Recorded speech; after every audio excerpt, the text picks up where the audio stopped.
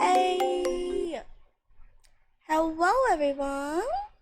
Hello, John, and thank you. Okay, so I just sat down, so my posture is somewhat decent at the moment. Not shrimping yet, and I also had a drink. Thank you so much for the hydrate. Hello! Oh my god, Maddie, no. Should I call you egg liker?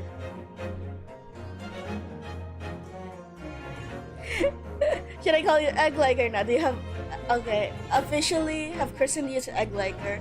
I now know no Mari, no Maui, just egg liker 3000. No,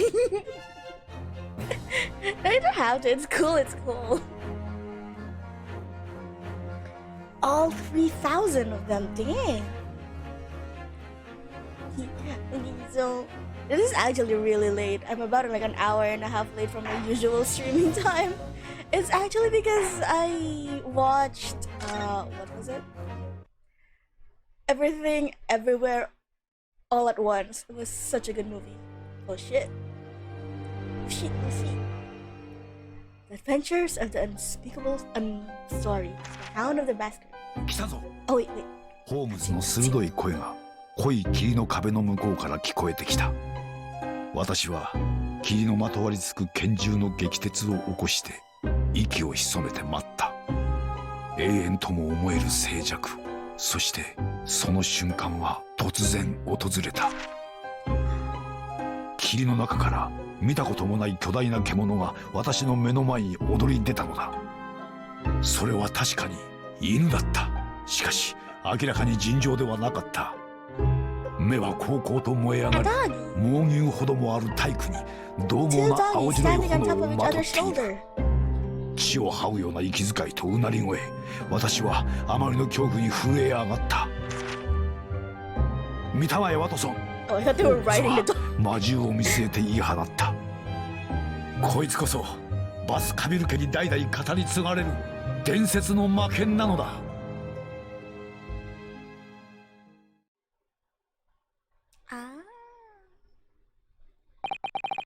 Turn that music back down again. Ow!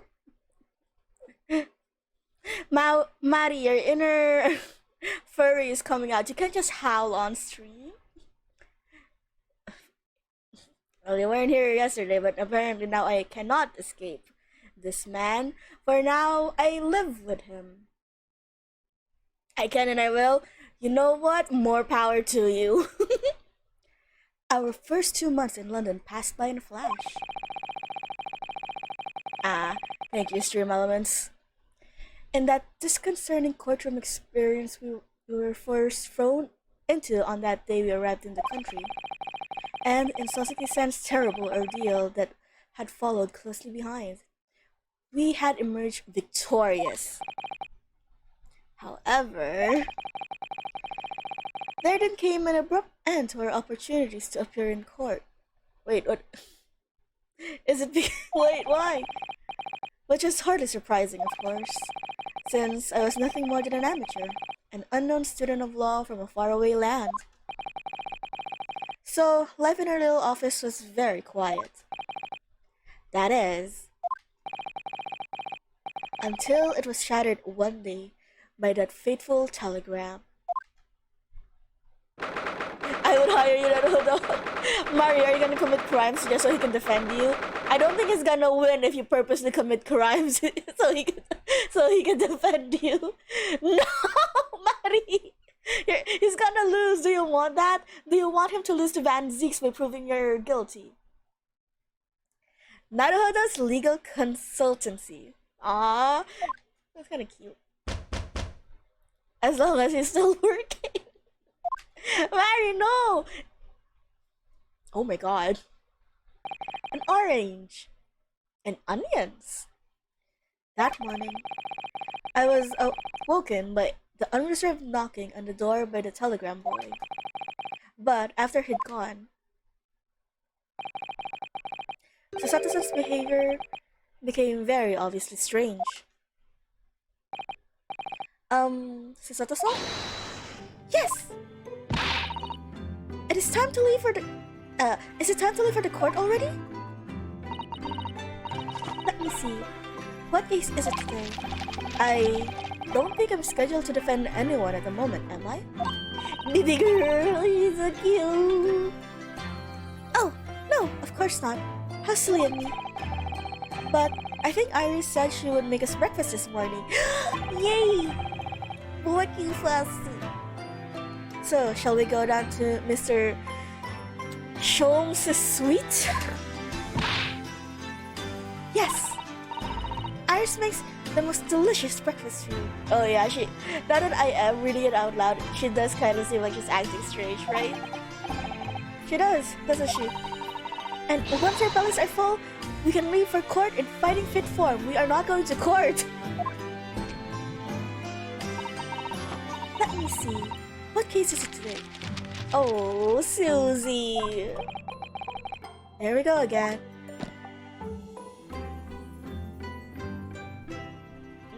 Wait, I want to see this. This is... No. A shovel. Now, I wonder why we have that. That spade has been in here since I started renting the place. Sholmes buries the bodies of the victims.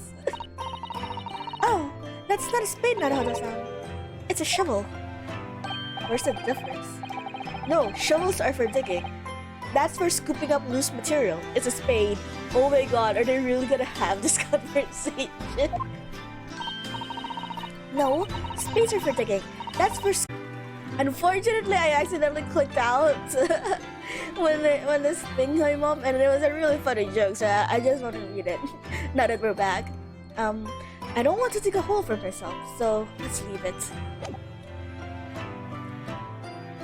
Spade. What's all this then? It's spring at last, and the weather is warmer now. But I love the smell of fire and the steam rising from the kettle. Oh, would you like some tea, Naruto-san? Thank you, Susato-san, but I'm alright for now. But the green tea Susato-san makes me from time to time, and Iris' unique herbal infusion. This place is paradise for the true tea lover. Oh... Is that a thing? Is that his characteristic now, that he likes tea?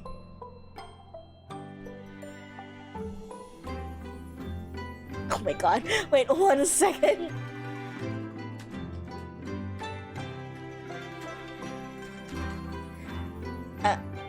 Someone almost committed a kitchen travesty. I hope I diverged it. Spill that tea? Oh, I know, right? Especially in court. He brings out the most personal shit ever to defend his case. He truly is the inventor of spilling tea. Green tea is such a wonderful accompaniment to British tea cakes, don't you think? Oh, matcha. I love matcha so much. Tea sets? So, this is the tea set that Susato-san brought with her from Japan. Let's hope she hasn't noticed me spilling sugar and milk into my cup when she makes it. It's just so bitter. I don't think he actually likes tea, Dad. Tea is a... Wait, did he say that in blue? Nope, he said that out loud. He said that out loud and Susato is just, I'm here too, you know. I can hear everything you're saying. You're not even trying to mumble it this time. Tea is a drink to be enjoyed, Naruto-san. You really don't have to force yourself to drink it, you know. I don't like to see you screw up your face. Aw, sis. The baby boy, he likes boba. And you know, the other thing he likes booba.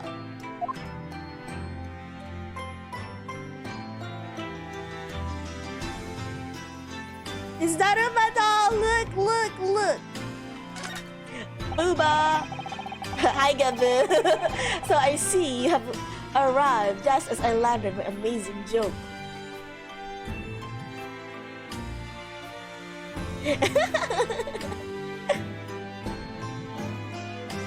The diorama doll I brought with me from home. Still with only one eye colored in.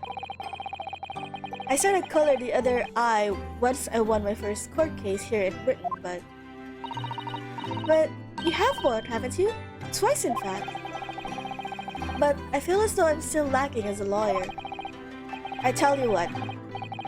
Why don't you color the other eye in once I think I'm a proper, fully fledged lawyer? Oh no!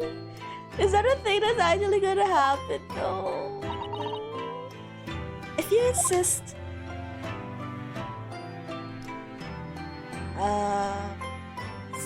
Miss Tablet? We've only been here in London for about 2 months, but my desk is starting to look a little messy already, right? And he also said he wasn't working on any cases, so what's all this mess then?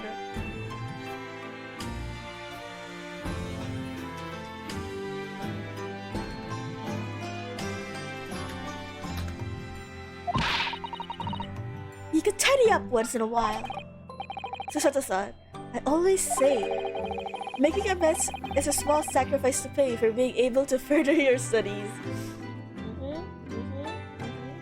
ADHD king? I know, right? Like, I didn't want to say it, but something about Ryunosuke and how he processes things is just a little something else. And time spent tidying up is time you can devote to the same cause.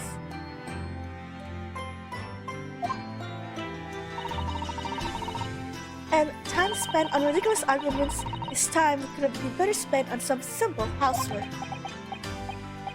She wins, but I'm supposed to be the lawyer here. Oh my god, you're such a loser, you baby boy. I'm still not used to the controls. It's been so long since I've been playing. Why is the giant hive of onions not something you can investigate? Do you know? I've never seen inside your room there. Sato-san. I've never even peeped inside, and you shouldn't! I should think so too. Isn't ready to cry? Honestly, when has he cried? I don't think he even cried for Kazuma, did he? Though I kind of voiced him like he was. A young maiden's private chamber is a place of bittersweet secrets? Oh my god. That's where she keeps all her fan fiction. Whatever you say, young maiden. He cried on the inside. His eyes just weren't developed enough to cry. We were rather lucky to find an old aquarium left behind here. The prawns we put in... The prawns? We put in there are doing rather well. And the anemones too. Prawns? Where did you pick those up? It's a wonderful invention, isn't it? To see behind glass inside your room. Where did he get the prawns? Another example of Great Britain's greatness. Having to clean it out and change the water isn't so great though, is it?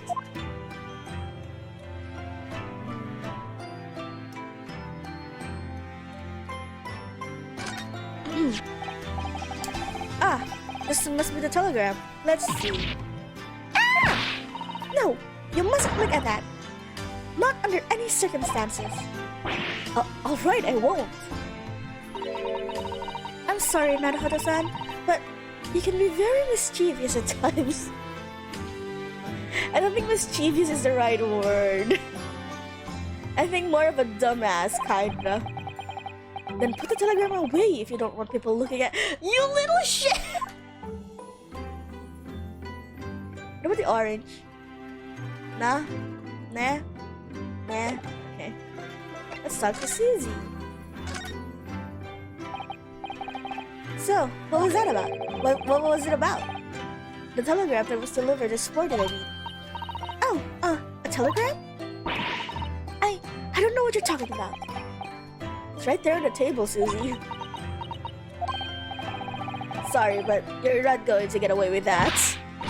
Well, I didn't think I would. actually, don't give it a moment's thought. It's nothing. Nothing interesting. Boring, in fact. Aw, Susie. She's like the girl that never learned how to lie. It was just a boring old telegram. That's 3 times now that she's tried and failed to convince me it wasn't nothing. I promise that I'll tell you about it at some point. Alright, I understand. And Sosuke-san. I suppose Sosuke-san will have arrived back in Japan by now, won't he? Yes, I should think so. He left immediately after the terrible ordeal. Which would mean he would have completed the voyage already, or be just a few days away. A fortnight ago, we had a very long telegram from him. Do you remember? Complaining of seasickness. But by and large, it seems the voyage has been going well. Is something wrong, Naruto-san? I was just wondering, what might he recall of Sasuke-san had he stayed in London, that's all. In regards to Lord Van Zeeks? The Reaper? Hey, Plop! Hello! Yes, I can't help wondering if seasickness would have paled into significance in that case. What if, right? What if? Yes, let's talk about my man. What is it they say? That no one who stands in the dock can be saved from the Reaper, right? Like the way that nightmarish trial ended on the very day we arrived in London. Even 2 months on, the cause of that dreadful fire is still a mystery. Yes, but at least Sasuke-san is safely out of the country now. Presumably that means that the curse of the Reaper can only take effect within the confines of the city of London, perhaps? Extraterritorial rights for the curse? Also, if I was Sasuke, I would be too fucking afraid to get on a boat. Because dying at sea has to be like the worst thing. But I guess... yeah. I don't think the Reaper's curse would like allow for a huge number of people to die because of the boat, right? It's not that cruel. Even if that's the case, it's a little comfort. I have a terrible sense of foreboding. If the legend of the Reaper is to be believed, it would mean he wields the sword of justice himself. Come to think of it, I wonder what he's been up to this past 2 months. Yeah, what happened to my man? Surely, not wielding that sword. We're back. Hello. Apparently, Lord Van Zeeks hasn't appeared in court once since our last encounter. He only comes to court for me. Oh? Yes, since Sasuke-san's trial, he's withdrawn from judicial service again, it seems. He only comes for me. He only comes for me. Really? Just like before, when he wasn't seen in court at all for several years. So, it's just been me who had to face this recent spate of trials then. Just my luck. I wonder if luck doesn't come. Susato, are you confirming that Van Zeeks only comes to court for me? Sorry? What was that? Oh, nothing. Never mind. I guess it's time we're gonna move. Wait. What do we have?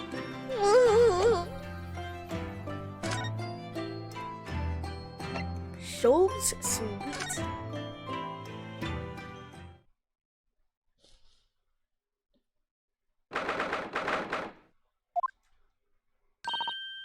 Morning, Bruno.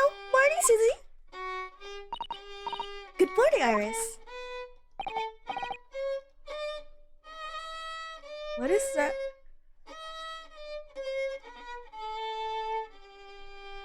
music.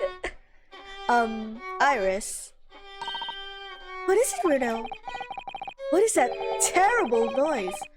It sounds like a cat being strangled. Ah, yes. You've noticed that, did you? Hurley isn't in his best form this morning, it seems.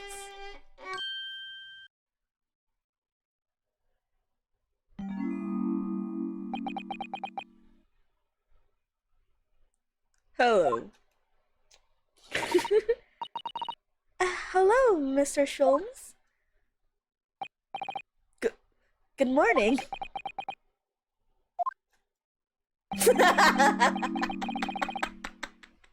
I fucking love this sprite. Hurley is in the mood. I think this is more than just a mood. A good morning to die, perhaps. Has something happened, Mr. Sholmes? You look miserable, and the way you were playing the violin before. Oh god. Because the text are scrolling so slowly, the and my eyes kind of glazed over some words. The first sentence I first read it is, my anal is dead. No! No! My analytical mind is dead. Music is dead. The world is dead. Damn this blanched experience.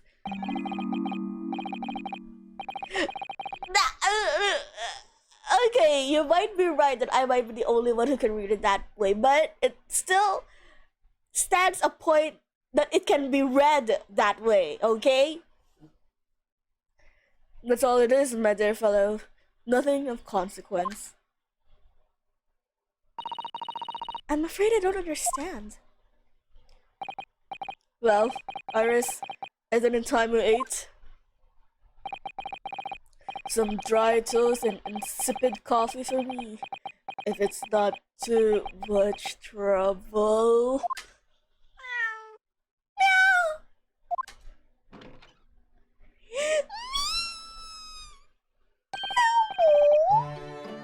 Oh look, it's Wagai! I love the transition of hello, I want to die, and oh look, a kitty! Good morning, boy! Oh, that's so cute! This must be some sort of tiny door for cats to use. But how did it get there, even? Well then, everyone, time for breakfast. Oh, wonderful. Let me help you, Iris. This prioritizes. Honestly, I kind of love that it suits with my characterization of him being so tired of Herlock's shit. So he's just, okay, moving on. It would indeed be a fine day to die. Shut the fuck up, the music doesn't suit it anymore. Ah, I knew something looked different. Something's missing from Mr. Sholmes' desk.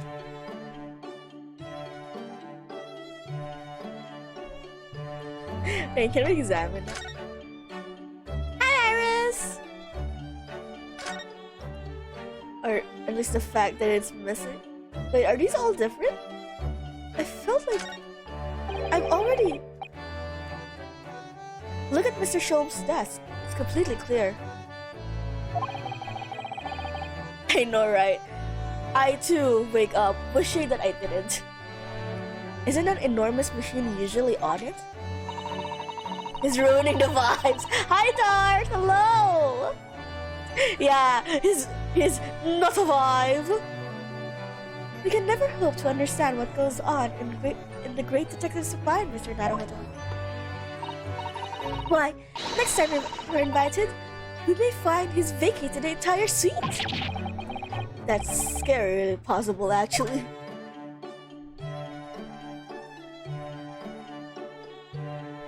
I think all of these are new. There's all sorts of... Oh, I thought we read this before. Oh, it's such a tiny collection of paraphernalia, isn't it? Okay, the first line you said I've read before. I think Susie's reaction is new. Sorry, I have a burp rising up. I just ate before stream, so I wouldn't be stupidly hungry like the last time I streamed.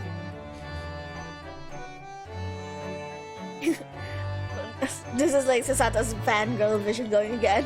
Remember how he scolded us for our desk? And then looking at Sherlock's desk. It just looks messy to me. Like my desk. Hey, Mr. POV! Oh my god. Good night to you, actually. Shouldn't you be asleep? It's way past midnight for you. But you, Mr. Naruto, must learn to tidy up after yourself. No favoritism there, then. What about just bullet things? Ah, yes, the letter V and R inscribed on the wall in bullet holes. Hello, how was your day been, Mr. POV? Isn't it the initials of the Queen or something? It's so delightful to see it in the flesh. Having read about it in the stories, it was so inspiring. Susie, please tell me you did not shoot your walls. I'm pretty sure the thin walls of a Japanese house is not made to be shot like this. Yeah, go to sleep, Mr. POV. I fired 100 arrows. Oh my god. Susie. Wait, 100? Into my own wall at home to make the characters of Sue for Susato. For Susato, you know? Karate classes were nice? Oh, that's nice. Actually, I was late to the stream today because I was watching Everything and Everywhere all at once. It was a really nice movie.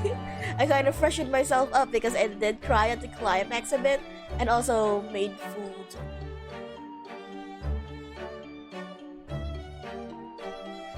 During break, nothing much. We're just exploring his house now.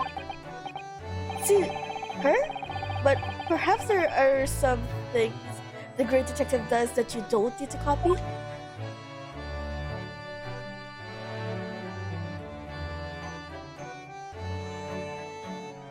Okay, that's all for this case.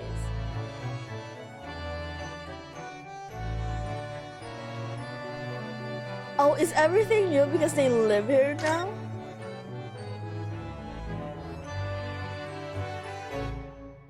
Was that good? It really is. It's really nice. I don't know how to explain it without spoiling anything.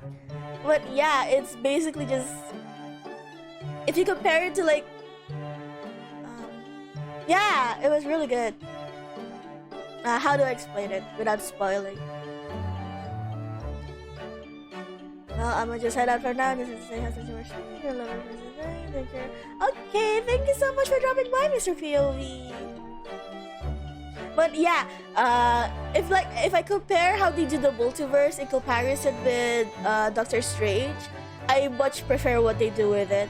As well as because it's a very nice story. It's kind of a thing I believe now ever since I watched Zero Punctuation review, and they said that a good story, or what makes the best of stories, is that it can be nice on a surface level, but also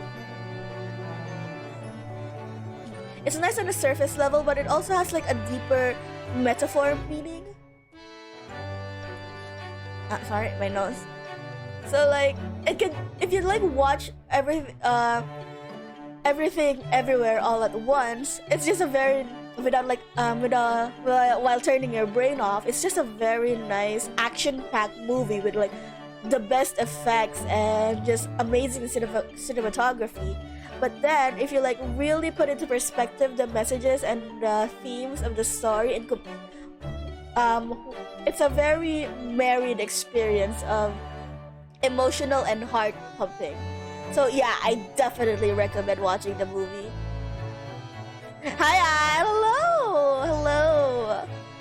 POV, you're leaving us a Gearogue stream rip. And is it accurate to the title? Absolutely. Like the first few minutes of the movie were so overwhelming. It is basically the everything just all happening at once, all at once, like the title said.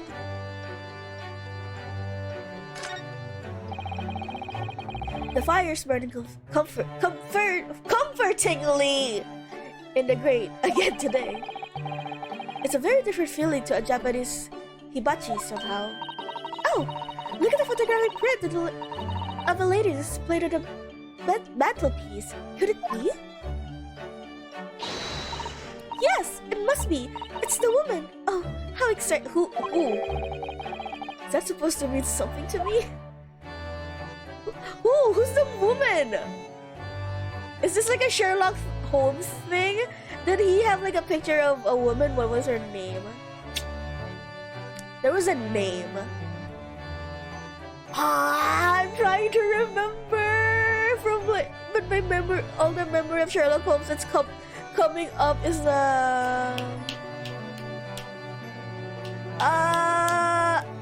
it's all of the memories of Sherlock Holmes coming to me is from Moriarty the Patriot, and that is a horrible place to remember a woman's name because that shit is gay as fuck.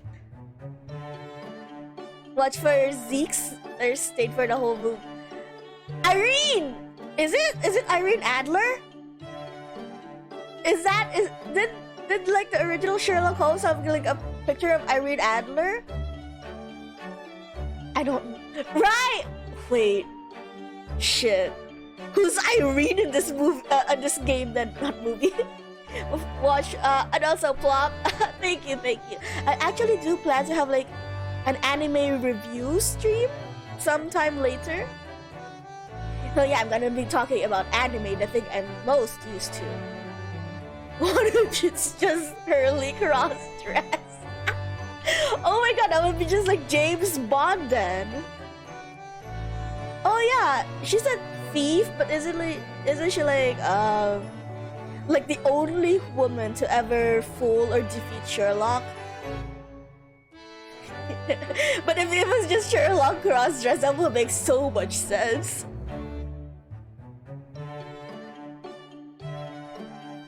Who was the love interest? Irene Adler? I thought it was.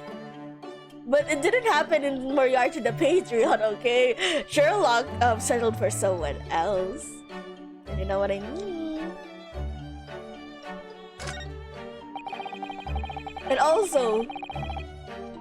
Alright! Now I'm remembering Irene Adler from Moriarty the Patriot. I am so sorry. All of my knowledge of Sherlock Holmes is from Moriarty the Patriot at the moment.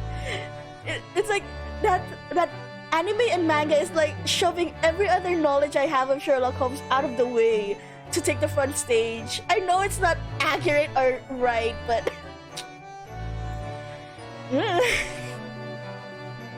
Did he settle for the case? God, there's something I have to say about that, but that would be spoilery, so I can't say Plop, sorry. It looks like the huge metal chest is being used as a table for tea and coffee. Because that's all he focuses on? Is it now? Is it now? Who is it now? It seems very sturdy with an equally sturdy lock. Mr. Naruhodo, you mustn't go around opening things. I always have to keep an eye on you, don't I? You're very mischievous. Okay, but this is also very true. Without Susato, I'm very convinced that Ryunosuke would actually eat food off of the ground. How did you come to that conclusion? One moment, Iris, I'm snooping around your house. There are all the mementos of Mr. Sholmes' past cases, I think. If his... Sorry? If he'd been involved in my case, I wonder if the beefsteak from La Carnival would be on display here. Oh. a mysterious shoe, a curious hammer, some mysterious dancing men, a bust of Napoleon. Ah, what an entrancing collection. It looks like an untidy assortment of junk to me. Rather, like... Ryunosuke keeps comparing himself to Sherlock, and it's not good, honey. You're not gonna win. Well, you really ought to learn to keep your things in order, Mr. Naruhodo. No favoritism there at all.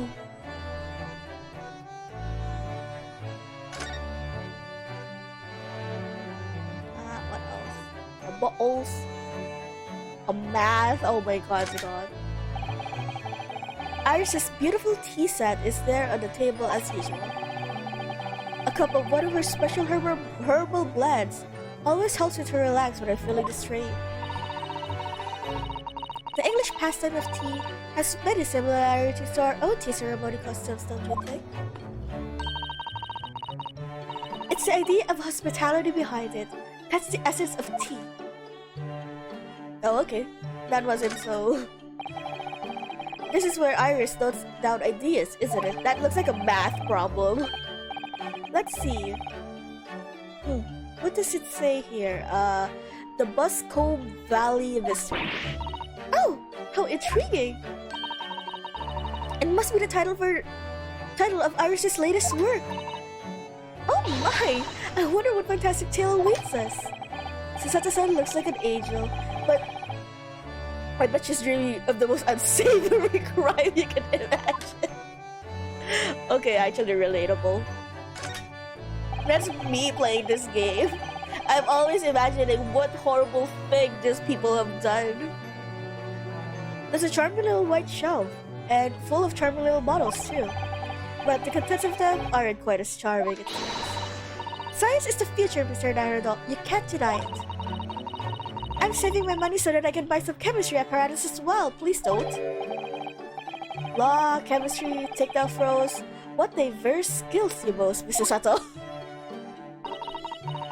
As useful as they are, I'm not sure what my throwing skills are worthy of inclusion in that list. Oh, they're very wordy. Oh my god, Stem. What if though, right? What if? Come to think of it, I haven't seen Iris doing much writing recently. But there's paper already up there in the typewriter. Look, it's as if she's about to start. That reminds me, when I mentioned that Iris is in the process of writing a full-fledged novel, Mr. Natsume was most impressed. Ah yes, Mr. Natsume. That's what I'll be doing too, once I'm back in Japan, he said through tightly clenched fists and teeth. I wonder though. I need to look up what Natsume's works are, or like his life. I thought I would have known more about him because I watched Bungo Stray Dogs. Yes, once again. Actual literature and history consumed for anime. But I don't remember any of his things. The only thing I remember about him is his book is a very weird one called I Am a Cat. That's it. Iris, what's wrong with him? Wagahay? Mr. Natsume's cat seemed to have settled into his new home then. Oh, yes! I become very attached to little Waggy.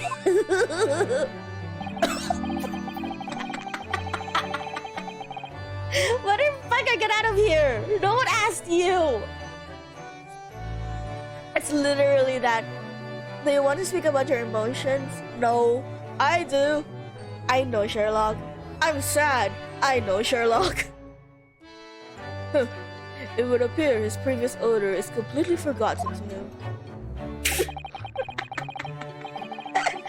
Cats are unfeeling creatures. Their mews are empty as the hearts of the muses. Oh, so cute!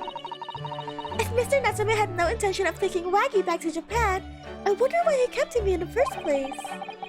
I expect he would have taken him if he could, but pets are strictly forbidden aboard steamships in our experience. And for good reason, terrible things can happen. We are not talking about this, Osato. Not today. Not today. Well, I don't mind because Waggy is adorable. Yes, he really is. Oh yes, what about the door? I don't remember seeing that tiny thing in the main door before.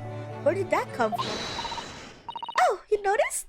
You are observant, Rudo. Look, I used this. It's my latest invention. What is that? I call it the cat flapomat. Gosh, a machine. Gosh. Shit, sorry. Turned a little bit of goofy there for a moment. A machine making doors just for cats? That's right. I can make a cat flap for a little furry friend like Waggy in seconds. And I can do it in any door at all, no matter what it's made of. It's very powerful, you see? What if it's a bit bigger just to make the cat flap rather than making a machine that to make the cat flap? Well, yes, maybe. But now I can make cat flaps over anywhere I like. Oh, I think it's wonderful. You must make one for us in the door of our office upstairs, Iris. She really knows how to come up with unconventional inventions, this girl. I say the things she makes are more helpful than what Sherlock has made. Or makes. Whatever. Okay, I think that's all. Okay, let's talk to this asshole. Wanting to die! You seem to be very unhappy this morning, Mr. Schultz. What happened? It used to be the case. That in my hands. This violin sung like the dawn chorus. Its melissonant tones would make flowers bloom. Why is he so dramatic indeed? Why is he like this? I just want my bacons and coffee. It would? But now, the muses are unamused with me. The goddesses of music have thrown me over. Whatever do you mean, Mr. Schultz? For hours I have bowed, for days even. For the night I have endeavored, to no avail. Dead pussy, you won't. What is he gonna do? Oh, wanting to die? Oh, please don't tempt him. Please don't tempt him. If I know anything about Sherlock, he will absolutely do what he feels like doing in the moment. The sounds, my tone, is lost. The brilliant, clear, unwavering God, see as well. Unwavering tone, gone forever, and no more recitals of unbridled emotions. Well, you haven't been practicing much lately, have you? Don't worry, I'm sure it will come back to you in time. Heed my words, Mr. Naruhodo. The goddesses of the arts are fickle. One day they bestow genius to the man. The next, they unmercifully withdraw it. Oh dear. Why is this happening to me? If they take the turn I have for the violin from me, what is left, for pity's sakes? What is left? Oh my god, this is so weird. This is the first time I've seen him from. OBS did not like Sherlock facing me first. But yeah, what is that hair? It's so weird. Okay, bye. Deduction perhaps? Isn't that what you're known for? See, even he knows he's all full of shit.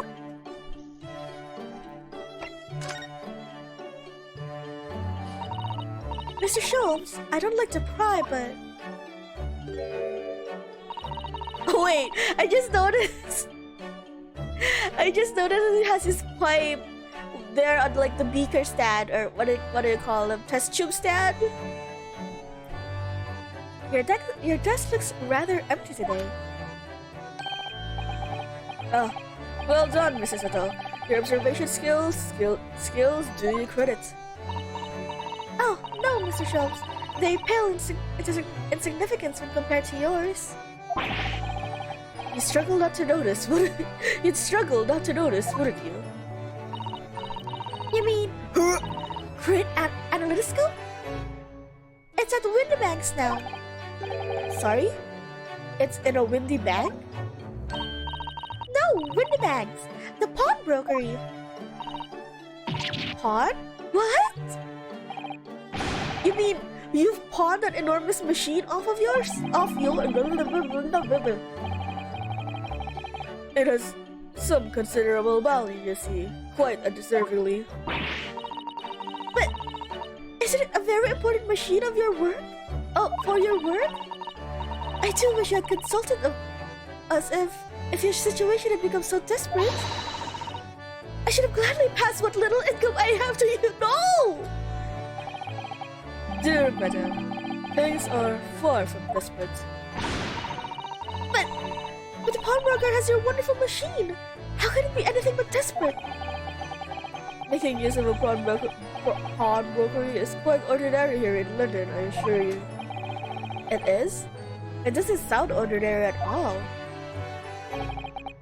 It would seem that neither of you fully understand how pawnbroking works. Oh, what's to understand exactly?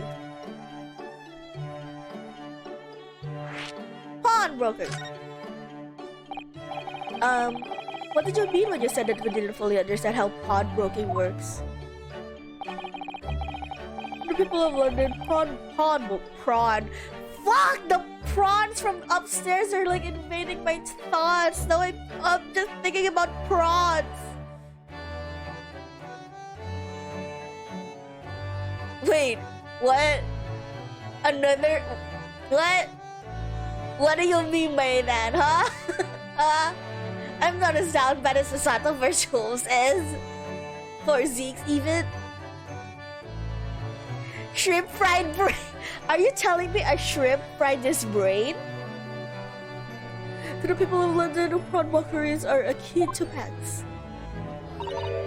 Banks? On Mondays, merchants relinquish their finest jackets and trappings to their pawnbroker of choice. With the money they receive in return, they are able to trade happily for the week. And then on Saturdays, they get to recover their things using the money they've earned. I had no idea. This has been a fascinating lesson for us. Everyone does it, you see, especially people in inner London. And should they have money to spare, they would purchase another fine jacket. Not to wear, obviously, but to pawn, should the need arise. Oh, how ingenious! So, whenever we have something that's getting in the way, we leave it at Windybanks, you see. Wait, I'm so... How is anyone winning there, then? Huh. A pawnbroker can be thought of as an extremely secure vault. Who would have thought that even pawnbrokers are different here in the Great Britain? Of course, you have to watch with it. Sometimes you pawn things you really shouldn't. Don't you? No comment. What does it matter? The world is dead to me now.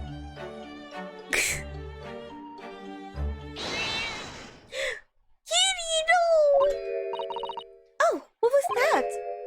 Wagahai?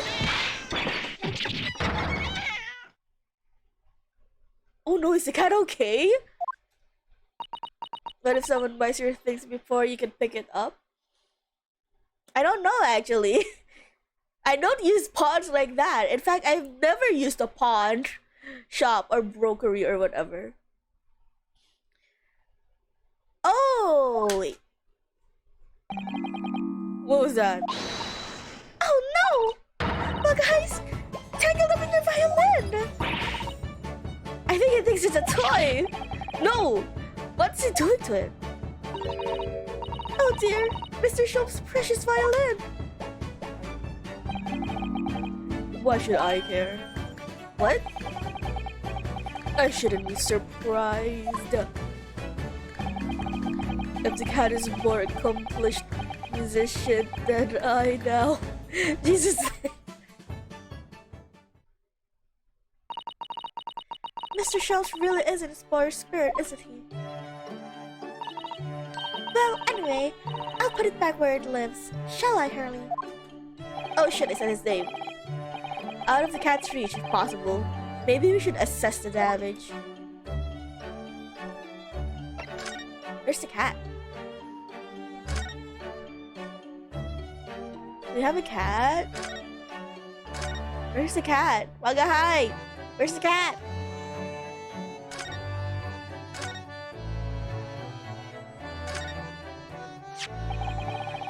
So, this is the violin, is it? Oh my god, one of the strings. It's a Stradivarius. Oh shit. Why did I say that with an accent? How do I say that without an accent, actually? That's a better question. It's a Stradivarius. One of the finest violins in the world. Made by the renowned Italian luthier, Antonio Stradivari. Oh, I see. It doesn't really look like anything special to me. I happened upon it covered in dust, languishing in a pawn shop down a nondescript back alley. The broker had no idea of its value, so I was able to purchase it for a mere 55 shillings. How honorable of you. And until today, it had been a faithful companion in every great Paganini-inspired performance I have made. I ask you, is there reason to live in a world devoid of music? To tolerate this black existence? No! There is none.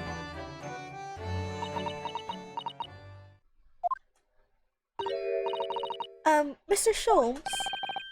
What, dear madam? What? My thoughts are preoccupied with fancies of release from this dull routine. Well, it's about the violin. It looks very different from the normal, don't you think? Huh? What do you mean, Mrs. Sato? Oh, Sis is right! Yes! What is this music? Why is it picking up like this? No one's getting murdered. The tone of the one is completely different. Emo? I know, right? Why is he like this? And that's not all. I'm sure there are no cracks here before. Wait, it's not even the right size, isn't it? How did he not notice this? Unless... Did the violin murder someone? What's this?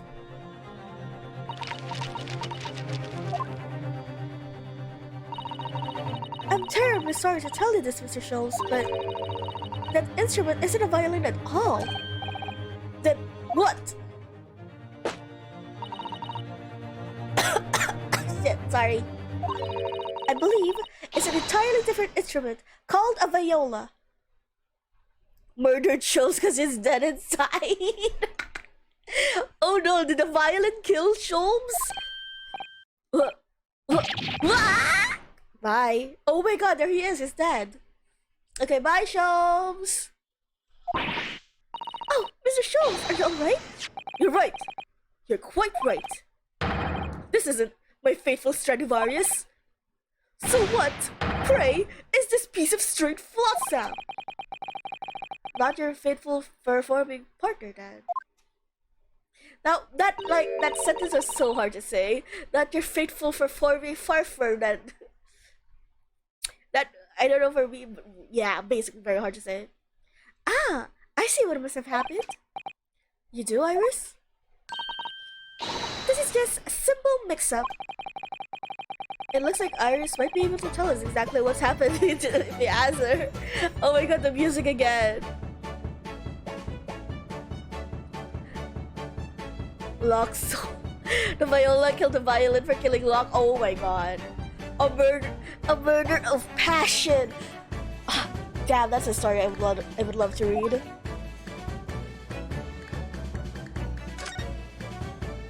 I'm looking for the cat. Where's the cat? Cat. Whoop, bonked her on the head. What do you mean by a mix-up, Iris? Well, you see, this viola, I mean, was at Wendy Bags. Was at Wendy Bags until last week. At the pawnbrokers? Not Mr. Show's beloved musical partner. Oh, see, he's fine now. There is a proverb from East with which you are no doubt familiar, my dear fellows.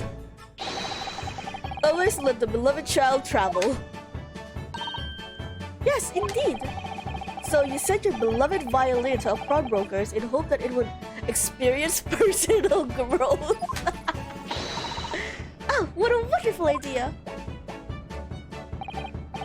Last week, I pawned my great analytoscope in order to release my precious instrument, but it appeared Mr. Windenbags mistakenly furnished me with this tawdry fiddle instead. But my ears cannot be deceived by the hollow timbre of this piece of timber. No, but your every sense was deceived by the fact that gesture. I love how sassy Ryunosuke can get with him. Pshaw! A fine state of affairs this is, and why I always say, Mr. Naruhodo. Never trust a pawnbroker. They will try to fiddle you every time. But earlier you told us that you could think of pawnbrokers as an extremely secure vault. Okay, now what? Come, Mr. Naruhodo. Dilly-dallying will get you nowhere. Sorry? Crunching your toast with that vacant aspect, freshing your coffee so obtusely. Then I want breakfast. Are you not a little embarrassed by your own conduct, considering the urgency with which we are faced? Why is this my problem again? We must visit Mr. Windenbags' brokery at once. That's right, isn't it, Mr. Sholmes? Damn emo lock with the pawns. Precisely, Mrs. Sato. Without a moment's delay, but my breakfast! But I haven't finished my bacon and eggs! My dear fellow, surely you do not still intend to crunch your bacon with an increasingly vacant aspect, to fresh your eggs over everywhere obtusely. What does fresh even mean? Alright, say no more. Let's go then. Don't worry, Rino. I'd be happy to heat it up for you. Aw, Iris! I love you. Oh, thank you, Iris. As it happens, I am rather curious to see what a British pawnbroker looks like. I don't think he's emo anymore, Plop. I think he's very much recovered. Wait. I don't think I'm allowed to lose life here, but... Sherlock, what do you think of this? I guess not, okay? I was not with them, Mr. Naruto. Unofficial I may be, but I am nevertheless a professional. I can examine such a humdrum item for anything less than £5. Oh, no, I didn't really recall wanting to examine it. I just wanted to ask if, my dear fellow, as a professional consultant detective, I couldn't possibly venture an opinion for anything less than £5. Are you perhaps hoping to purchase a new telescope in the near future, Mr. Sholmes? Indeed I am. As you know, it has long been an ambition of mine to discover a new star and name it for myself. Perhaps your earthly stardom isn't enough. Okay, fine. You don't care about my boyfriend's belonging. Fine. Baker Street! Why is everything closed?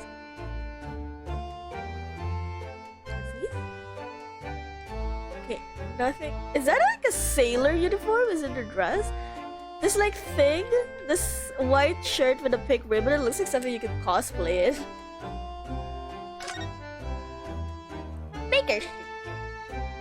Where are the flowers? It's already been 2 months since I started taking lodgings here at Mr. Shul's office.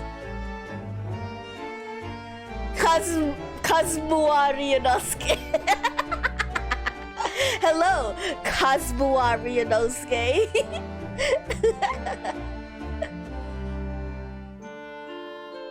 I hope you are enjoying the stream, Kazuari Inosuke. Oh!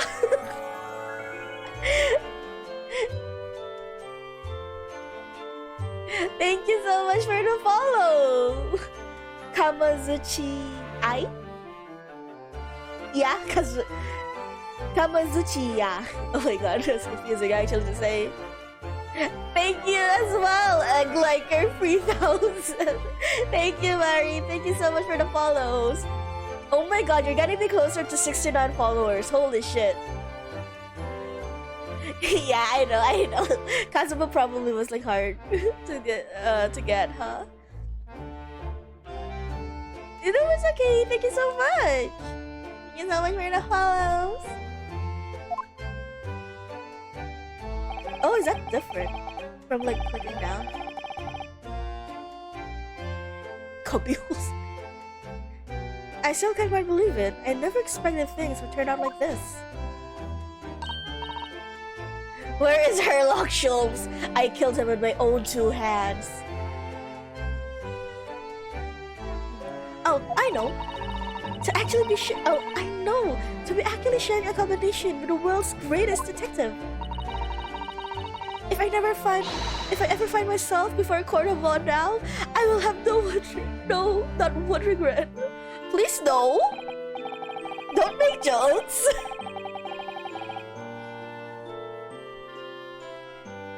I don't know what you're talking about, but I'd be happy to defend you, of course. Mari, is that what you were saying? Isn't that what you're saying before, though? Like you would go to court? Go to court just to be, like, defended by Ryunosuke? Is that what Susie is saying? She wants to commit a murder for Sherlock to solve it? You literally are Susie, Mari. Look at all the different things in the window at the shop.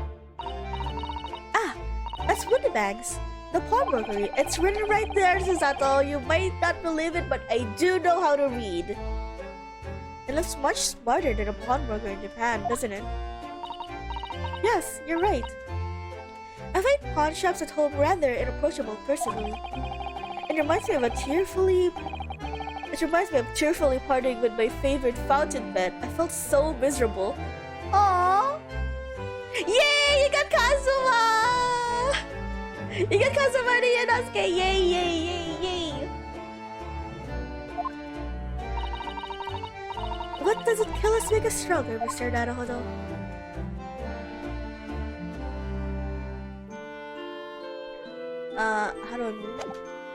How do I move? Imagine Inosuke asking that in the middle of the street. How do I move? Susato-san, please help. I don't know how to move. It's just one step, one foot before the other. Yeah, sure. Go ahead. Use caps.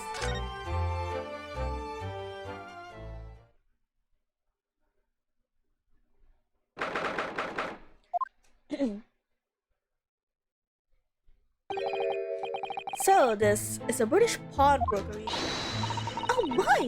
There are all sorts of tools and contraptions here, and I've never laid eyes on before. Ah, Susato-san. And that spark of wonder in your eyes. You can't wait to scour the shelves, can you? I get the impression you enjoy places like this. Oh, yes. I don't know why, but seeing such a lot of things I don't understand is a real thrill for me. Steps are different in London. Yeah, they feel different. My dear fellows, let us not forget why we're here. Oh, Mr. Sholmes. We are calling on a matter of business. Do not temper, Sholmes. The moment you try to punch her for real, you're gonna get tossed. And clearly, Mr. Schultz means business too, judging from the spark of fury in his eyes. Ah, shit. What voice do I give him?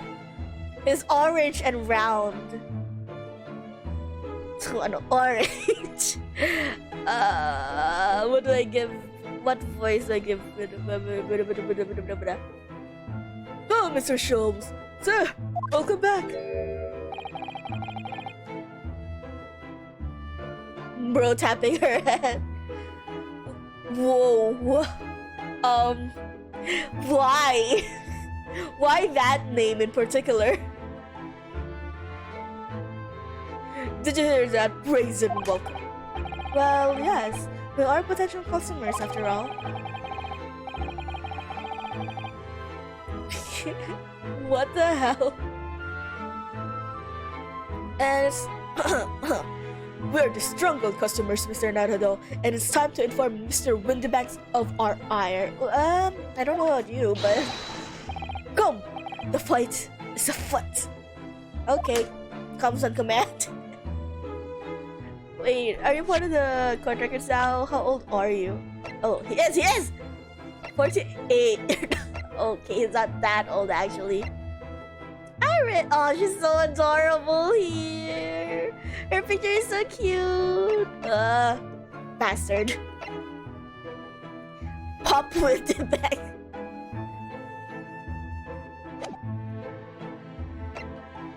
I want to examine. You want to examine? Oh shit! I was jump scared. What are you doing, my dear fellows? We are not here to browse for interesting curios. We have come to teach this broker a lesson. Oh, there are just so many fascinating items. I love Iris. I want to cosplay her. Oh my god! That would be so cute. Aww. Comes up, yeah? Do you have a problem, Plop? Yeah? You heard that right? Problem? It looks as though we'll have to talk to Mr. Windybank first before we can explore it. Yes, because I am actually story locked by Sherlock. Fine. Bilin. Naturally, you will recall this, which I retrieved from you some days ago. Yes.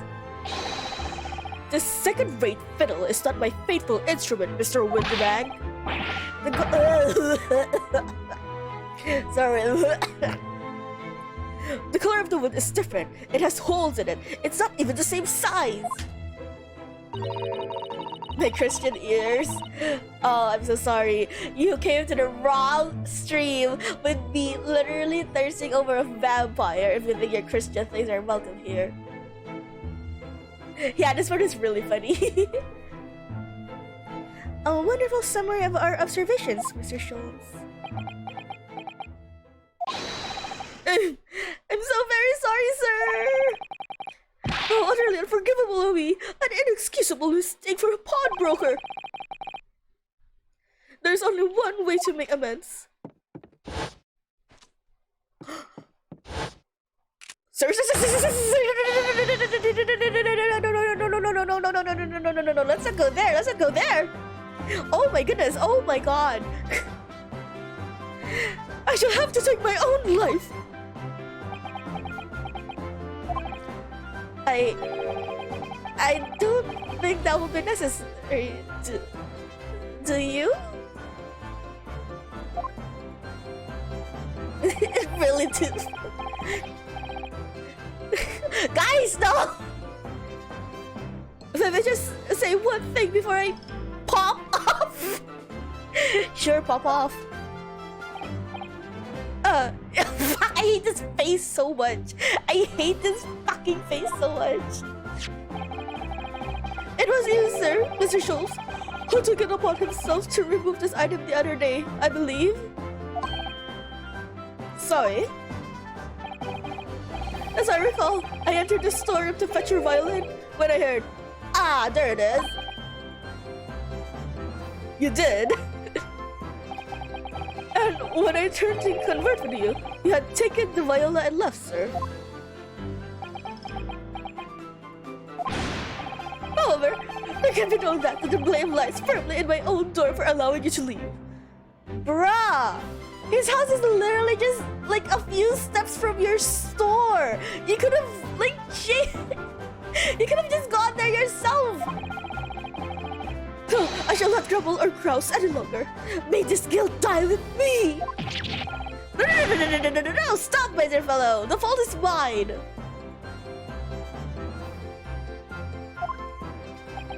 Oh my god, you guys are so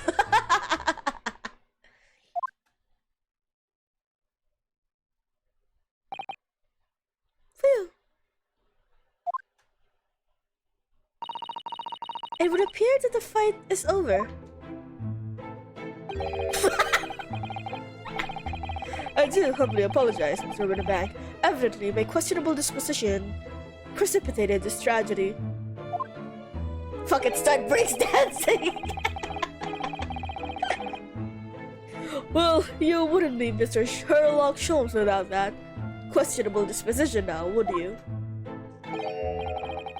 Haha, I do believe you may be right, sir. Fuck off! It's either laugh or cry, I suppose. Emo pawnbroker.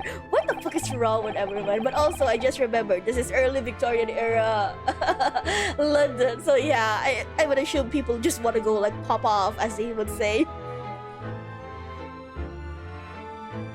You are, and must be said, one of my more challenging customers. Oh look, there's a spade! See, Susato, this is a spade! Do it. You said it first, Isle! Don't try to blow the blame. I need to remind you of a particular collection of items you've brought through my door in the past. Oh? Peculiar items? In the extreme, ma'am, for example. The unpublished manuscript of an eponymous work, the novel of Sherlock Holmes, or some such. Wait, did I say Herlock Holmes or did I say Sherlock Holmes? Okay. Oh my! A new fully fledged novel? And accidentally. Right, Isle, right. And unpublished? A story I have yet to read, you mean?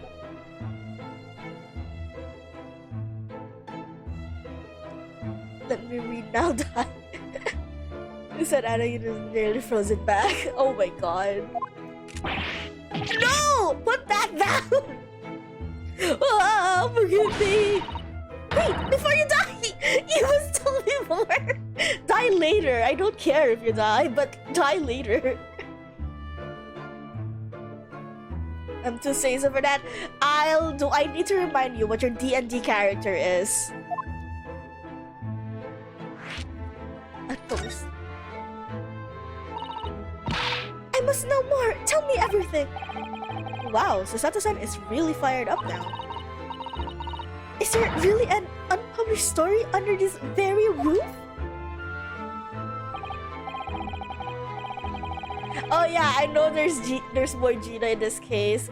Which is actually why I'm fucking dreading. I can't, like, I don't hate her character. I just cannot read her text boxes. Her text boxes literally make me go cross-eyed. Like, well, one day the gentleman here brought in an old metal case, you see. I should like to entrust this to your care for a while, Mr. Winterbags.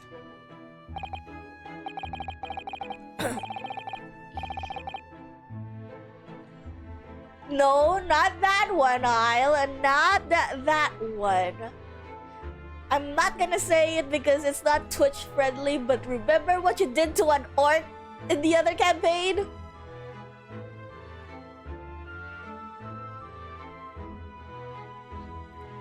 How many bullets? I have no clue.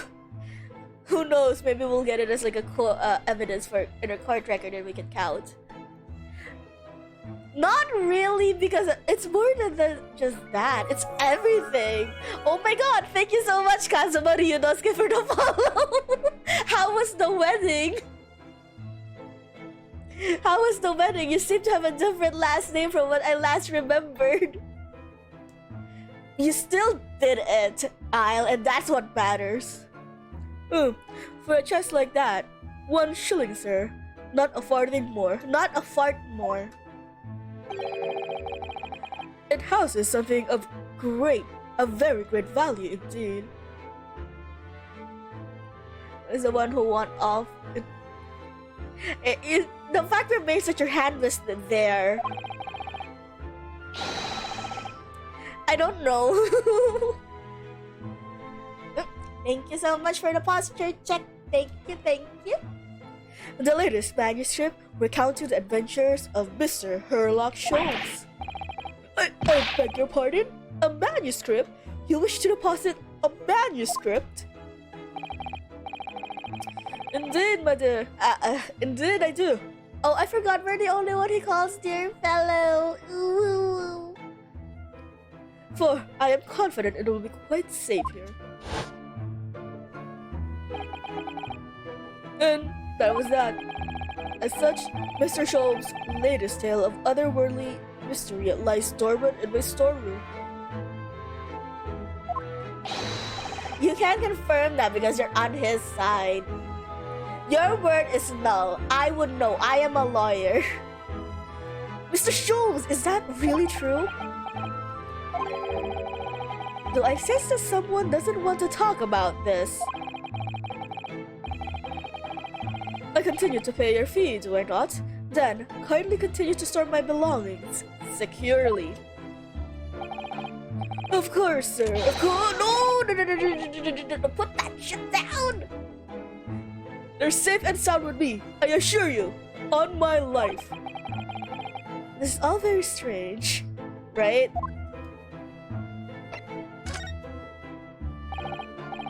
I wonder, could I ask you something? Ah, a gentleman from the east, I see. Yes, that sable suit. I suppose I could offer you 6 pence for... No, this is my only clothes. If you take this away, I will be naked. Without wishing to offend, the tone is somewhat dull. Why does everyone argue with my drip? It's literally school issued. Sorry? But for your splendid attire, ma'am, 5 guineas, no less. Somebody needs to take that away from him. I know, right? The colors are exquisite. The design, I don't know if I should say that. It's literally just black. Eastern artistry at its finest, may I say. Oh my, 5 guineas, you say? How interesting. Why do I feel as though I've suffered some sort of defeat here? Actually, I was hoping to ask you about your business. I've heard it said that pawnbrokeries are used rather like banks here in London. Yes, sir. Indeed, many of my customers utilize the establishment as you described. I appraise their items and offer them a proportionate loan and 2 months of secure stowage. That's in stowage? I thought it was supposed to be like storage, but in talk like stowage. May something about Kazuma and Ryunosuke? What do you mean may something about? If, in the time, they repay the original sum to me plus the agreed interest, their items are happily returned. I'm trying to add like a rounded voice to it, but it's just like failing. But what happens if they don't pay you the money? Then the items are offered for sale in my shop, as you can see on the shelves behind me. So you never sell items before the 2 months has passed then? That's right, ma'am. That's right. which means some considerable responsibility rests on my shoulders. Yeah, no. Actually, there's fan art of that, and I can't share it at the moment. But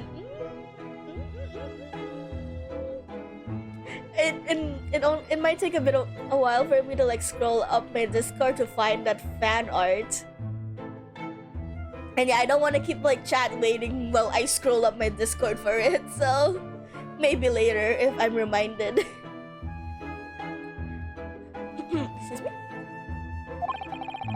Should a customer's precious belonging be lost, the only recompense is for me to end it all. No, please. And also not that motion, please. Not that motion. It looks like you're doing something else between those hands. Oh god, no, no! The very idea, Mr. Winnebanks, is absurdity. One should never talk of one's demise like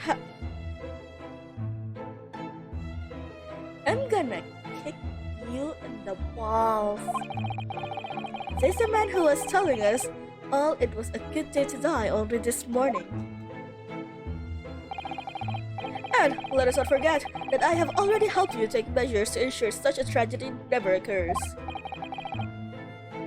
What, Nart? What? What? Bro is giving satisfaction guarantee? Oh my god, plot!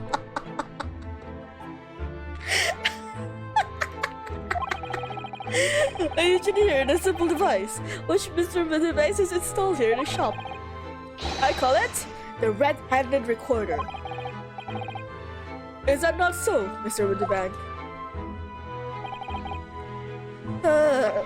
I'm sorry, oh shit, I sighed and then burped at the same time. Oh, that made a very feeling in my throat. What was that deep sigh about? I thought I was gonna sigh. What on earth is a red-handed recorder? Use your eyes, my dear fellow. There are two just below the ceiling. Where? Hey, hello, Kazumari Inosuke. Hello, hello. I'm trying to look for it in the art. It's kind of weird that this like background is so detailed, but they can't have like that camera thing in the art itself. I can see what appears to be a camera attached to some sort of timing device. Very astute. It is indeed a camera furnished with some 100 pieces of celluloid film. And every 30 minutes precisely, the camera automatically records the appearance of the shop. Here, I have an example I can show you. Wow! Look, there's a picture of a doggy! There's a picture of a dog!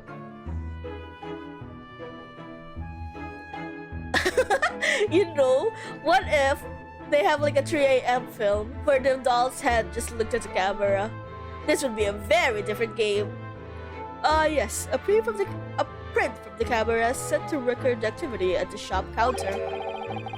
I developed a special type of film so sensitive it produces a crystal clear image even in the darkness. Really? That's extraordinary. Yes, you can clearly see the counter and the door behind it. Look! Thank you, Maricia! Good night, good night! Thank you so much for dropping by! Night! So you see, we were someone to enter the premises with ill intent. His identity would be summarily exposed. I know, right? Why is this camera literally better than most ones we have today? But did you not say that the photographic prints were taken at 30-minute intervals? Indeed, as you say, my dear madame. Then what if the incident were to occur in between times? One could only say that would be a cruel twist of fate.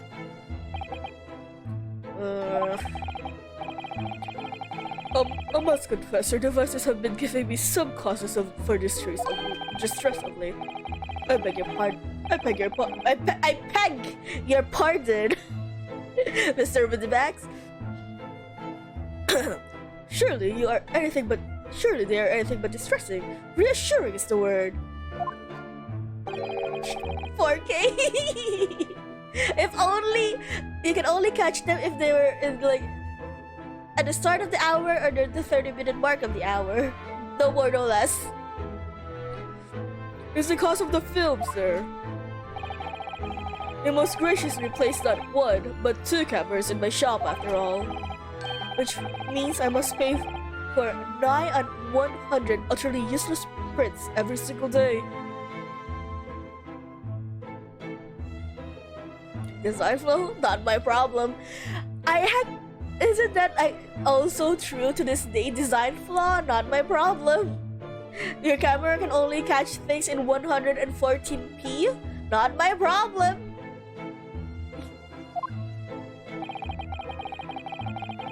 I'm afraid the cost of the films will break me before I'm very much older.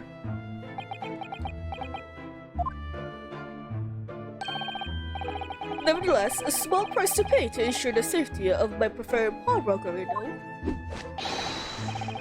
My dear fellows, we've reached an age where safety and security comes at a price. Ain't that true? Oh, heavens help me.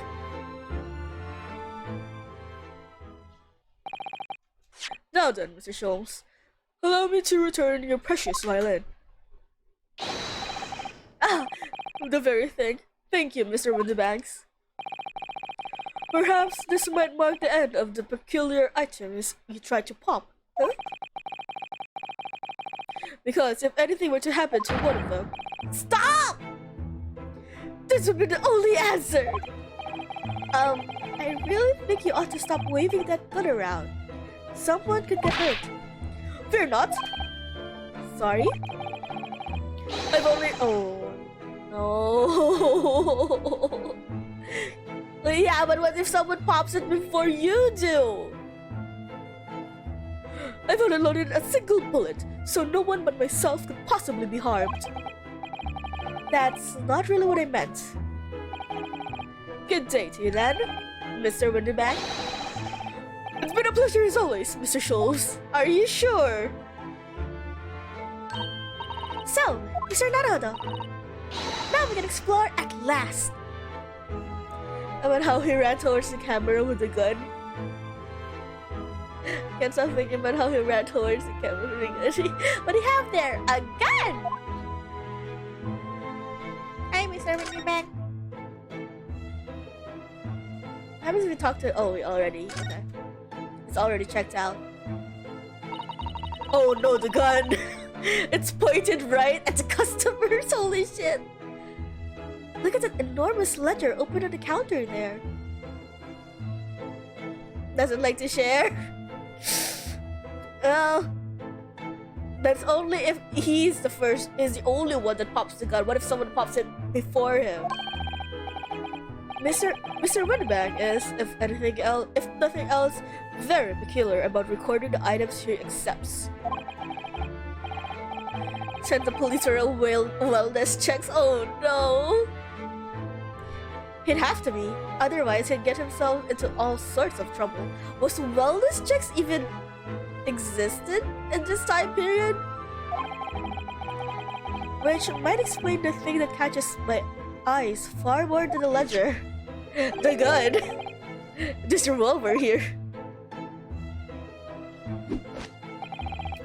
Do not entertain even a single thought of pilfering an article here, my dear fellow. Huh?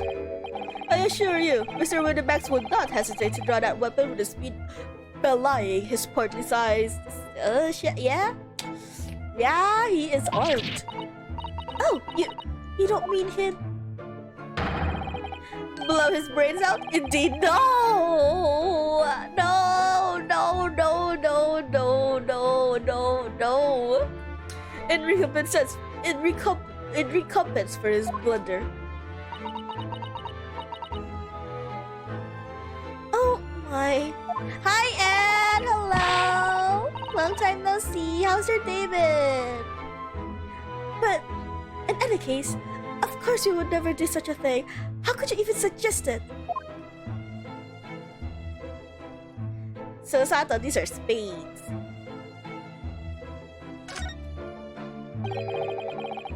There seems to be a little door hidden behind that curtain here. That leads to the storage room, where Mr. Winniebanks keeps articles that are currently in pawn. Regan wrote off as up at work for someone, so feeling, oh my god, and holy shit.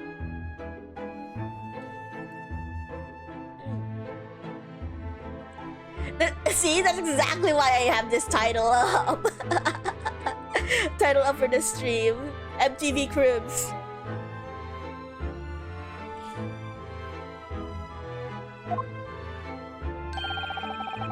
There's nothing of particular interest aside.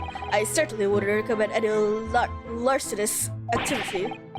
Recommended or not, it's not something I tend to do. There's but one key, and Mr. Winneback keeps it in his pocket at all times. Before he sleeps, he places it in a small pot, which he slides under the pillow. Why do you know this? Huh. How on earth do you know about that, Mr. Scholes? I am a detective, sir. It is my business to know what others do not. You remember the Gorillas one? I don't think I've watched much of it, actually. I've only caught it a few times when we still had cable, and now absolutely have never seen it. I am frequently assailed by information that I neither care for nor wish to retain. Mr. Schultz, you are a wonder.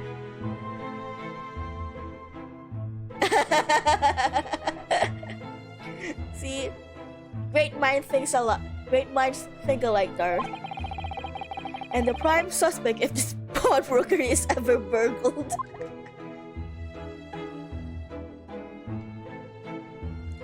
I think that's all here? Nani. Look at this! What could this lovely big shiny box be? That, my dear madam, is a music box. Surely you have such a thing in your own country. Oh, yes, but I've certainly never seen one so large before. Shall we have a listen then?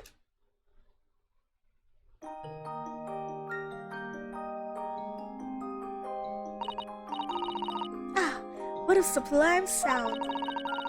It's like the music of angels. I've never heard anything like this before in my life. This particular specimen is of the larger variety, commonly found in public houses and restaurants.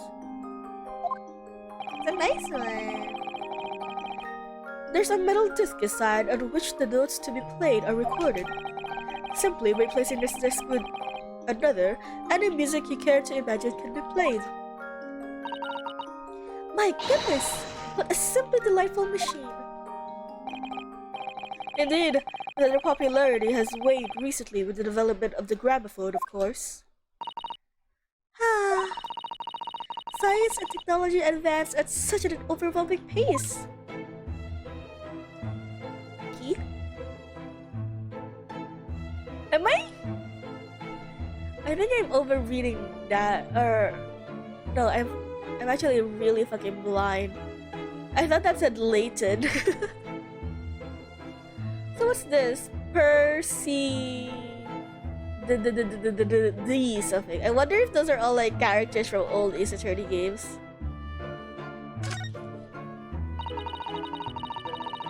Wow! Science! What an assortment of things there are... What? What an assortment of things there are on these shelves here. Crockery, footwear, clocks, and watches.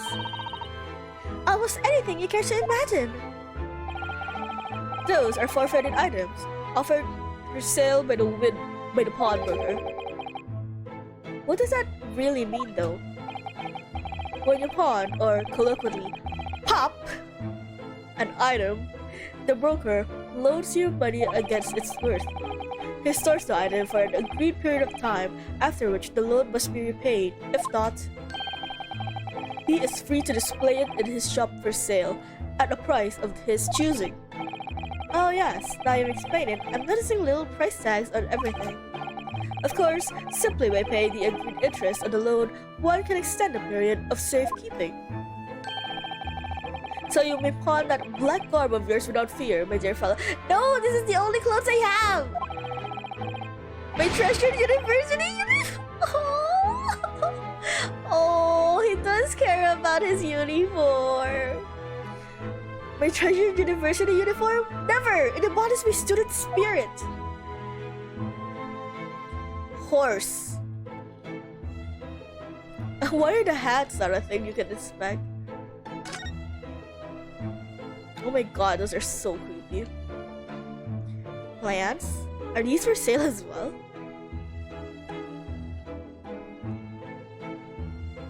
This.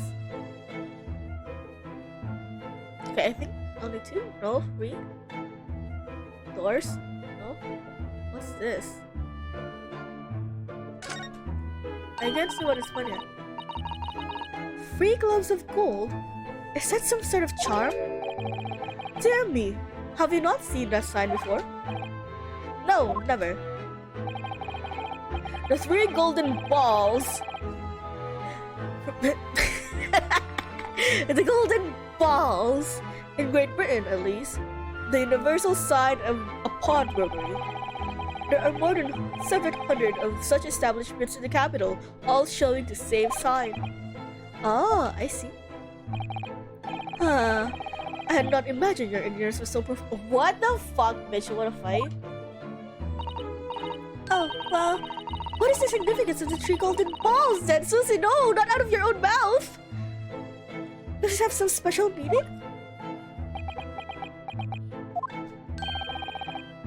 That is entirely unimportant here, dear madam. Irrelevant, even. You mean you don't know? You sound exactly like Kazuma.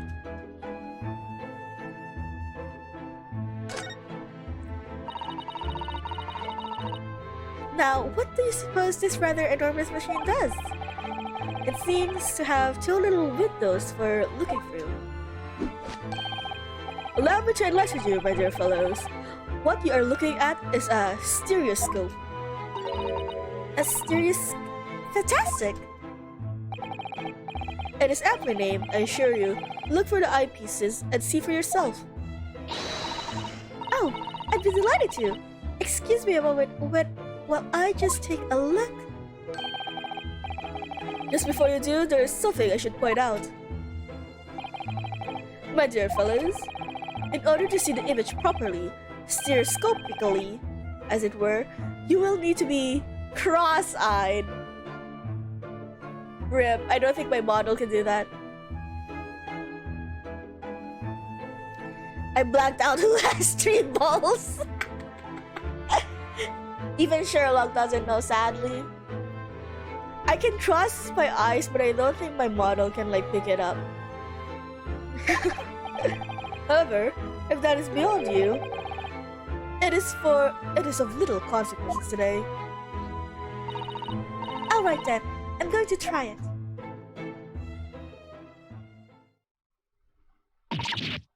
Ah!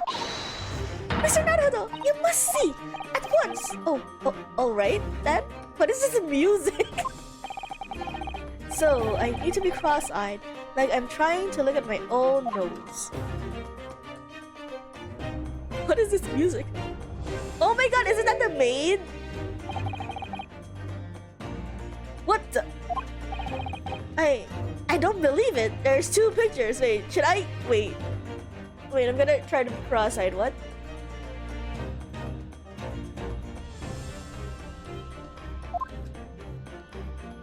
I didn't see anything. It's just a photographic print, but it seems like you could reach out and touch it. Yes. The sense of depth is startling, is it not? Stereoscopes are one of London's many fads. They're often found in little stalls in the park. People queue for hours to see them. Why? Why are people meddling with such black magic? It is no magic, my dear madame. It is, well, far too complicated to explain at present. We shall save this lesson for another day, so you don't know. Oh. Calendar?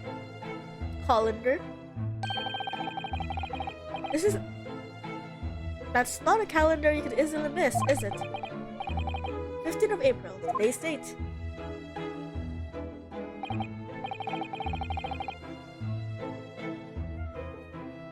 Yes. That's not for sale, I must point out. It's an Eastern-style page-a-day calendar. Every night at midnight, I tear off the front page to reveal the following day's date. The perfect calendar for a tearaway fellow such as yourself, Mr. Woodenbag. And who was it who walked out of here with the wrong violin before? Well, when the agreed start date period has passed without repayment, articles are forfeited, Lucy. So, I have to keep a close eyes on the date. It's something of a pawnbroker's obsession, you might say. Oh yes, I can see you're very dedicated to your job. Okay, that's it. And this thing, what is this? Look at this! Whatever could it be used for? I have no idea.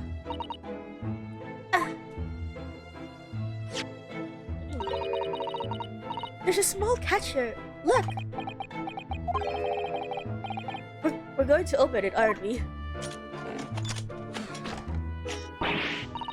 Oh my! It's amazing! Oh my god, what is this black magic? It has some sort of spring-loaded mechanism, which we'll never manage to put back to the way it was before. What are you two doing? What? Us? Nothing! No, nothing at all!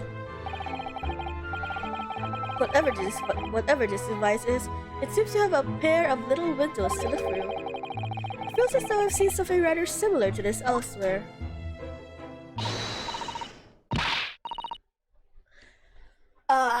I know who this is.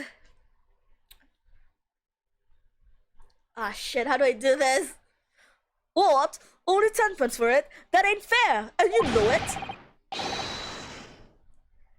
The article's barely the article is barely worth a penny, miss. I cannot offer more. Sounds like there's an argument brewing over by the counter. Come on, that can't be right. Have you ever had the proper butchers at it? I've seen it. I've seen all I need to see, young girl. Gina! Wait, don't we know? I'm sure I recognize her. Oh, yes! It's the young lady from Mr. McGill's trial 2 months ago.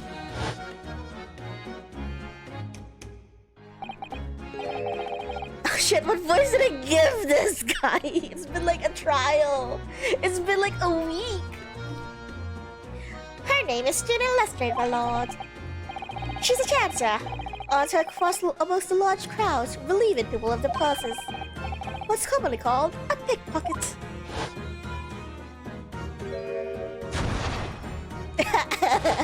The time she shot someone.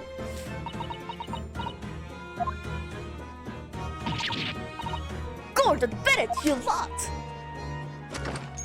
Why do you still have that? Hello, Miss Lestrade. I hope you've been well. What? You remember me then, do you? Well, I remember being completely surrounded by smoke, that's for sure. So, what are you doing here? Down and out like the rest of us are? Nothing to eat? Come to pop a black weasel? Sorry, coat, Alia? What is it about this black uniform that makes everyone comment at it? Oh, Ryu. Good day. Unless I'm much mistaken. You wouldn't be the young pickpocket who stole our experimental smoke grenade launcher, and it looks like she still has it. Mr. Sholmes! So, you have something of value to pawn, do you? Allow me to see the article, and I shall negotiate with Mr. Winterbank on your behalf. What does she load that with, Cadams? I have no idea. Smoke grenades, apparently, but I've never seen them. Pull the other one. I don't need no some stuck-up tea. Get out of my business. Go on, or I'll make trouble for you. As you wish, Miss Lestrade.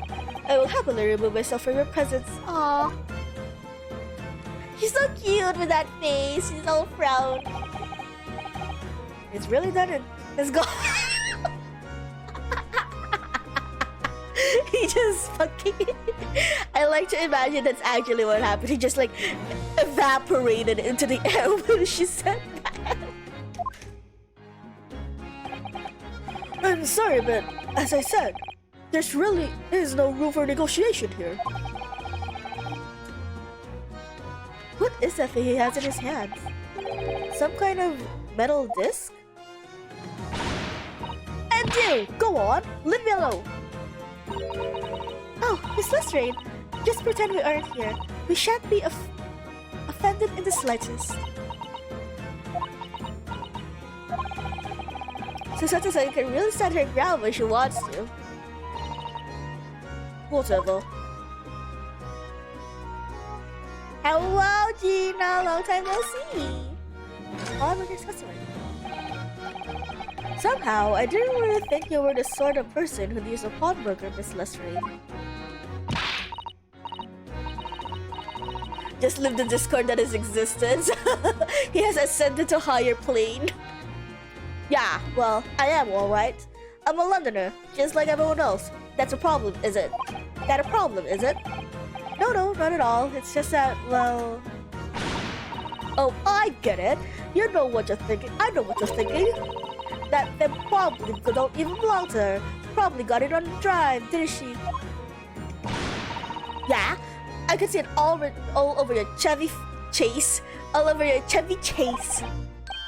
Well, I might have been thinking something along those lines. You're not going to deny it, Mr. Nadahodo. I mean, why? It's the truth. Alright then, I'm just going to come out and ask you straight. Do you pawn things that you steal from other people?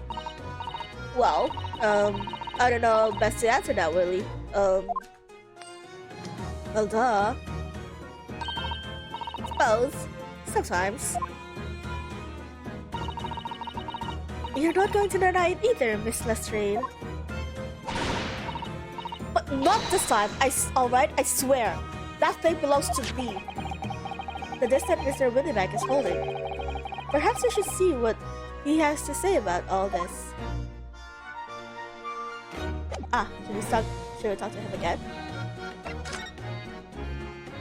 The Winterbank. Oh. Two whole new things. Mr. Winterbank, what exactly is that metal disc that Miss Lestrade has brought in? It seems to have hundreds of tiny holes. Sorry? Oh, that was a burp. It seems to have tiny little holes buzzed on its surface. Sorry, Mr. Sato had like a big breakfast. Oh, this is a musical disc, you see. For use inside a music box. In a music box? What? You never even know what a music box is? The Eastern lot ain't too savvy. I know what a music box is. I've just never seen one of these discs before. The small protrusions of this metal disc encode a tune to be played by the music box. I'm still stuck up on Herlock just disappearing, just transitioning, just fading. You simply insert the disc and set the machine going. Music plays. It's so incredible. Tell us, what tune is on this disc? Oh, I'm afraid I couldn't tell you that. There are so many different types of music boxes, see? British made, German, Swiss. I have no way of knowing which particular machine this disc was made for. Ah, I see. And that's it in a nutshell. I wouldn't have any customer for an item like this, even if the young lady forfeited it. I'm already offering more than I should at a penny. That's a packet of lies, eh? It told me it did. It said it was, well... He? Who? Never you mind. It just ain't right, that's all. That disc's worth good money, I know it is. Well then. You'll have to try your luck at another pawnbroker's, won't you? Ah! Tina Lestry. She's been in before, of course. This little tattered Jabalian? Tattered Jabalian. I see. And brought some dubious articles or other with her every single time, I might add. Dubious? What are you trying to say? I'm an honest customer, me. So, is there something dubious about the disc you brought in today? Oh, if only it were that simple. Sorry? What do you mean? What you actually brought, it was a storage ticket. Ah, a storage ticket, so... Miss Lessard has actually come to redeem the article from you today, is that right? Yeah, that's right. A girl like me has a lot of stuff won't need storing. Alright, yes, that's definitely dubious. The article in question would have been forfeited at midnight tonight, but as she gave me the ticket for it, and repaid both the loan and the interest, I was obliged to return the article to her. But what was the article? Do tell us, Mr. Winterbag. The little scamp is wearing it, ma'am. The overcoat that she redeemed. Oh. Well, what's wrong with it? It fits, don't it? I mean, it's mine, so of course it is. So, what about the disc then? How does it come into all of this? Oh, then this is something else. A new article to pawn, if the girl and I can agree a price. New article to pawn. I'm confused. I thought you said that Miss Lestrade brought in a storage ticket today. It's really quite simple. Yes, the child brought me a storage ticket and the money owed on it, as you say. For this heavy black coat, which you returned to her care, as I understood it. That's right, yes. And rather unsurprisingly, as soon as the little ragamuffin, oh, that's kinda cute. It's such a cute nickname, kinda, ragamuffin. Put the thing on, she went rifling for the pockets. Oh, you mean... What? Didn't know it's real to start a lady? Ah, I see. So, it came from the pocket of the overcoat, did it? If you mean this, then yes, exactly, ma'am. And she immediately tried to pawn it. For quite a high price as well. This is already suspicious, I think. Give it up. I'm just trying to pawn off something like anyone else would. Miss Lestrade, may I ask who deposited the overcoat here in the first place? Well, me. It doesn't really appear to be your size. Me old man! It's me old man's, ain't it? Is it, Miss Lestrade? Yes, this is definitely all rather suspicious.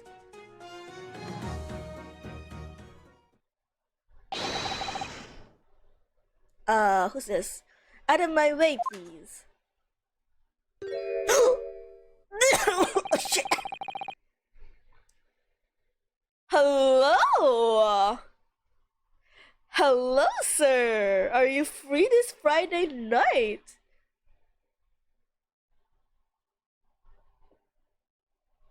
Sorry, just had to take a little sip.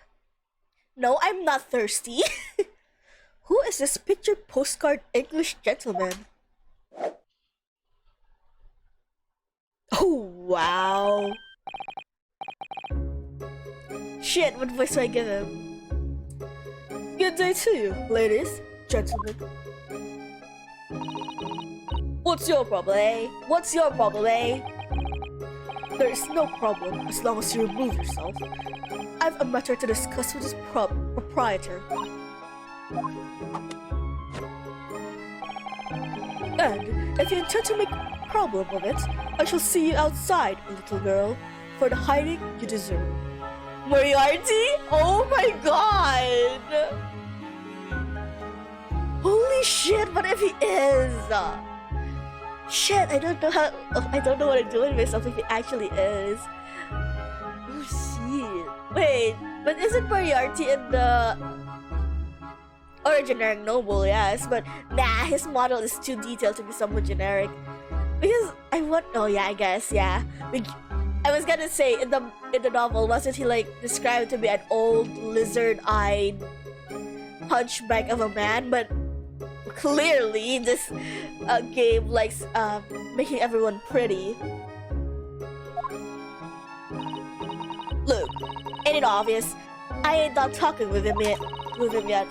If you think you're such a gent, you should know how to wait in line. Whoa. You are an impudent little brat, aren't you? As well as a pickpocket. Hey? Well, who are you? How do you know who I am? The question is, how do you not know who I am? And making Watson a little girl. Yes. Quite a right, Plop. You haven't courtesy even to remember the faces of your victims. It's... No. Why do you think you're so special to be remembered? What? You mean like, from you? Broker! Yes, sir. I believe this filthy pocket thief has just redeemed an article from you, no? Yes, the article in question belongs to me. I demand for it to be returned at once. Oh my! Now that's a lie! What are you trying to pull? Give me back my overcoat, you wastrel! Oh shit, I hope I didn't say like something bad. And needless to say, any music box discs too? Jojo posing. Him and Sherlock are Jojo posing. What is it with Brits and Jojo posing? No! You can't have it! You just can't! And me old man's! Or it was. Now it's mine! Goodness, Mr. Naruhodo. This is a very awkward situation. Yes, I think perhaps we should hear both sides of the story in a little more detail. Okay, Gina. What did you do? Miss Lestrade, is what the gentleman is saying... What do you think? It's all lies, ain't it? Obviously. I swear on my life, I ain't even laid eyes on that dandy before. If he's posing like Sherlock... Oh my god, you're absolutely right too. Because like, it's also like, what do you call it? They're like opposites of their poses too. Because Sherlock like, spreads his arm out and then faces you. But then when he's posing, he faces your back and then he like folds his arms in. Holy shit. Holy shit. Let's hear it now, you little ragamuffin. You stole it, didn't you? That ticket you brought in here just now. Yin and yang, right? Right? Okay, there's one thing I have a problem with when you're accusing Gina. Is the fact that she had the money to pay for it. Right? It makes sense. Sasuke and Naruto, okay. Save.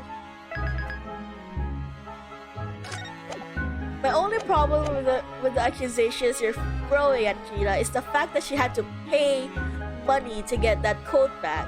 She's a pickpocket. Do you think she has that much spare change? If a pickpocket just took out like a ticket, she'd have probably just thrown it away. Or like, I don't know. God, and my porn addiction. Yeah, what was I saying? She would have just thrown the thing away because she wouldn't know what it is. Or I guess it's... Yeah, that's my only problem here. It's the fact that she had to pay to get this coat back. No! I swear it! I swear to God! Oh my God! It was barely an hour. I was walking along the street, minding my own business, when this little gutterling ran into me. I knew at once that it would have happened. I've been robbed yet again, I thought to myself. Those wretched pickpockets. Yet again. Oh yes, as you can see, I am a man of impeccable style. This isn't the first time I've been targeted by these backslub scoundrels.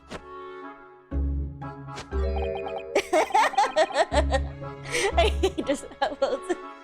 Now then, relinquish my overcoat. Grrr. Come along now, Miss Lestrade. Give the good gentleman his coat back. Well, are you gonna give her money back, though?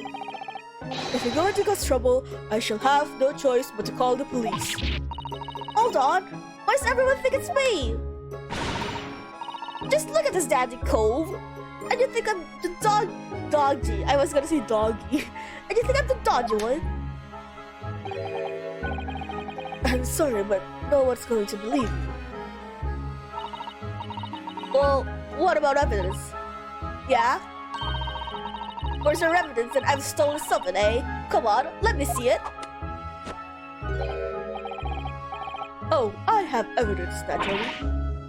You what? Oh no, what is it?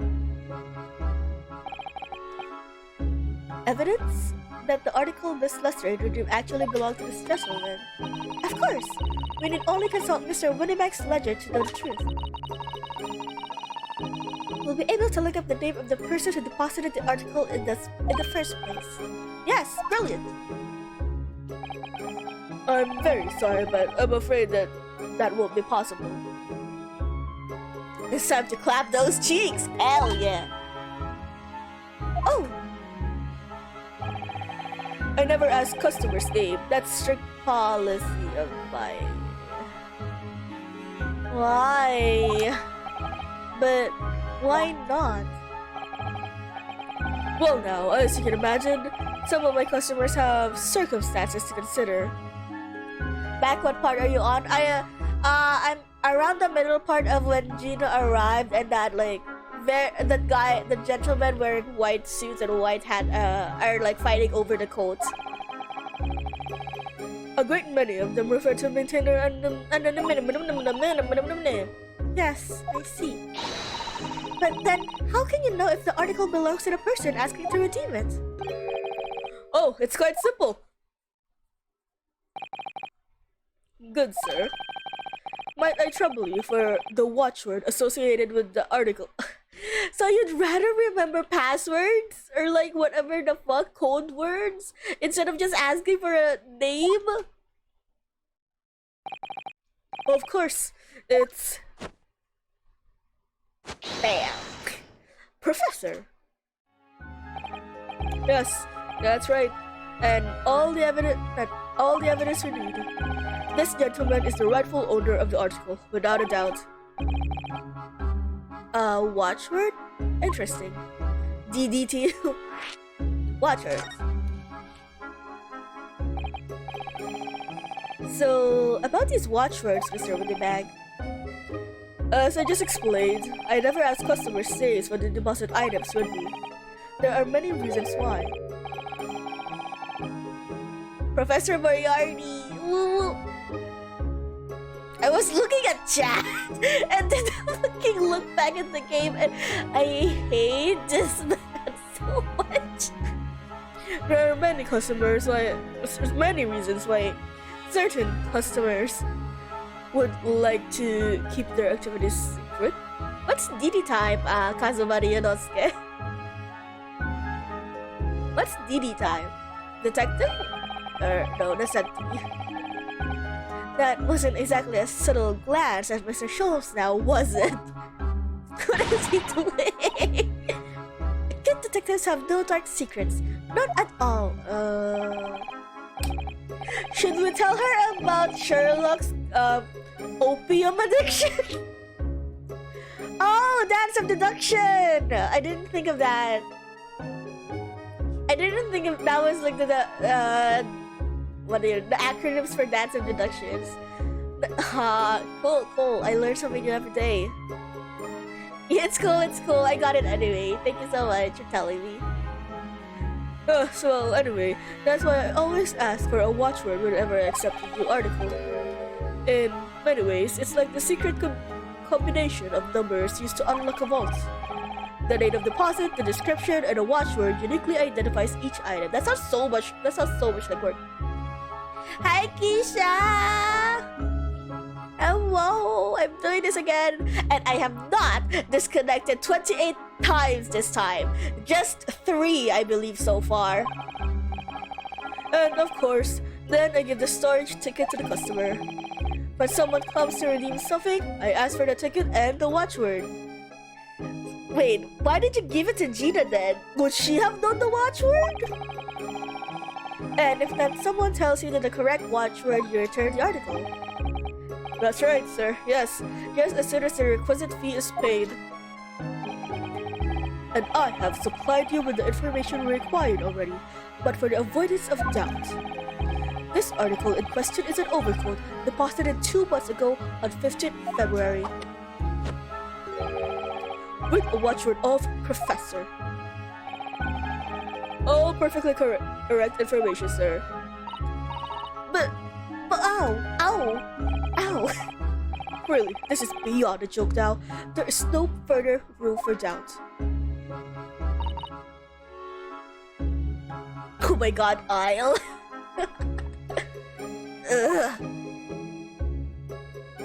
Wait. 1 second. I wanna check. Oh,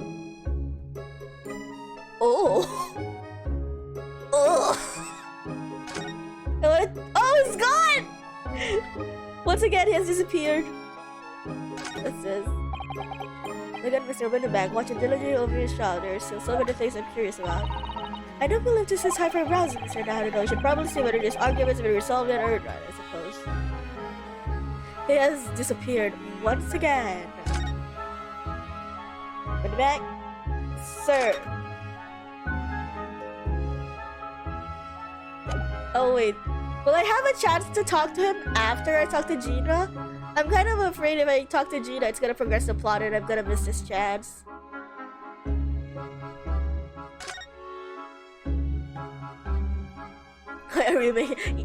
Ad, what does it sound an ad makes, huh? Excuse me, but who are you? Oh, I should have gonna get a name. One would expect the Inquirer to introduce himself first. Though clearly you are not British. So perhaps our ways are foreign to you. Oh, sorry, yes, I'm from the Empire of Japan. We're studying here. Ants also meow. Ah, makes sense. Sounds absolutely right. Cannot doubt that even once Gilbert. Oh, yes, Japan. I've heard talk of the place.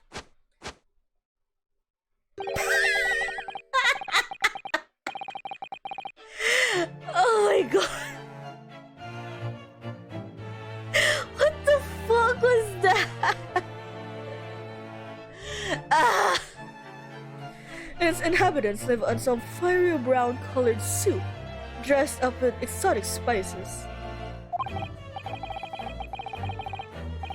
You might be thinking of somewhere else, and what was that theatrical gesticulation about? Perhaps anyway. If you are a gentleman, sir, you offer your own name first before inquiring after the name of another. Of course, yes. I'm Rinosuke Naruto. I'm a lawyer. Well, a student of law, really. Oh, he's so fruity and I love it. He's very fruity. I wonder if him and Van Zeeks would get along. Would they just be like theater kids? Actually, the theater kids get along with each other. I think I've heard stories that they don't. My name is Sato Mikotoba.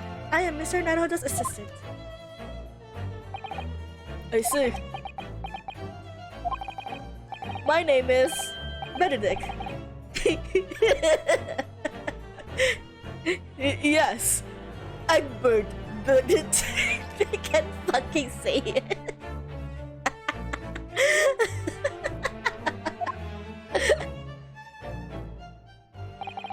Hi, Isle 10. Hello, Isle, even though you're not new. And Shantae.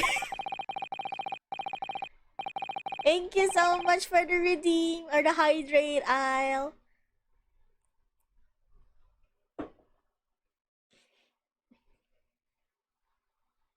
He's so refined in how he holds himself and how he speaks, but that name is suspicious. Is it part of the court records yet? Yes! Oh shit! Oh my god! Oh god, I hate that portrait for some reason. He does not look right without his hat. Gina, oh, she's so cute. Gina, Iris, and Susato are so cute. Bastard. And him, he looks so weird without a hat. Now, to the matter at hand. I fucking hate this man. What the fuck was that? My overcoat. Return it at once. To someone with the style to carry it off. Grrr. Every move he makes. Every breath he takes. I can't stand watching.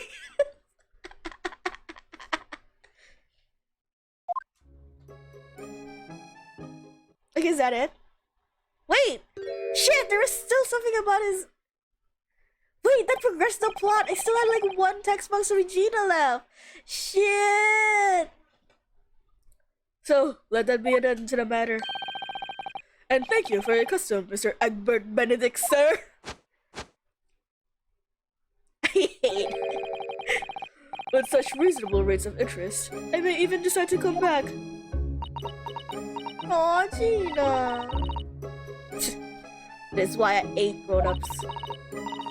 Just because I'm a diver, everyone thinks that makes me a liar. On my fucking god, it gets fruitier. And the contents of the coat pocket, if you please, broker. But of course, here's the dick. Here's the dick for you. Here is the dick. Throws a dildo at him. Just this one. Pardon? Oh, it's so hard to go back between him and the broker. I was expecting another. I deposited another. Another disc? Oh dear. I regret to inform you, sir.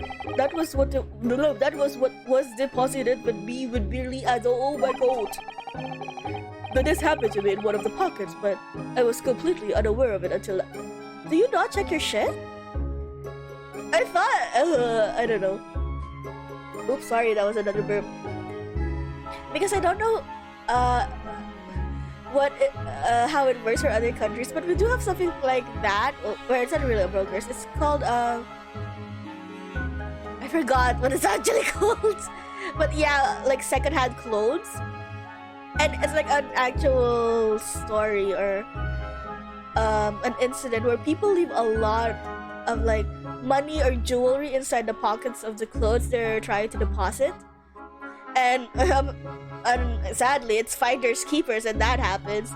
So I always assume people will like check the pockets of the clothes that deposited into them, but apparently it's not a thing.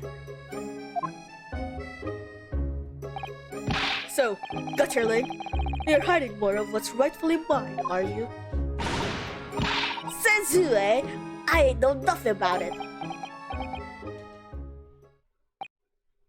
Very well.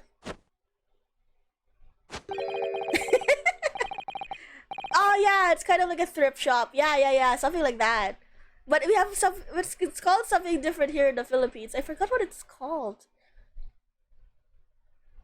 Uh, the name is escaping me. I'm sorry, but yeah, something like that. Then I shall bid you farewell. Say goodbye to style. Wait a minute, that disc is mine. Oh, what? What are you doing, you little tramp? You, you've drawn blood, you filthy animal. Oh, my, yes, just blood on the disc. It's because of all those sharp little bumps. The man must have stretched his finger on them. Oh my god. I found it first. I mean, it belonged to the old man. So you're not having it. Oi, you take it, what? Me? If I hang on to it, they'll have it off of me again. So you keep all of it. Miss Lester and I... Why is this so important to her? Because it kind of... Oh, thank you. Poster check. Yeah. Thank you so much, Ryunosuke. Kazuma Ryunosuke. You there, in the black livery. Hand that to me at once, please. No, don't. He's lying. Grown-ups are all liars. Wait, oh yeah, we don't have an age for him yet. I was gonna say, how old is he again? Oh, what do I do? How am I supposed to resolve this? Ayo.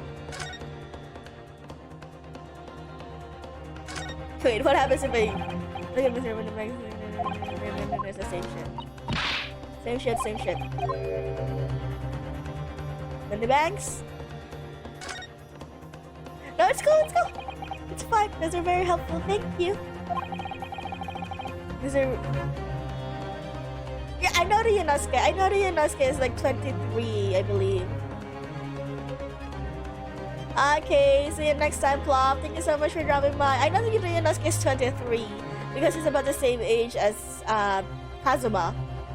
I meant like Egbert. Yeah, take care as well, Plop. Mr. Winnemek is clearly at a loss here. We have to do something about this before he reaches for that revolver of his. No, please.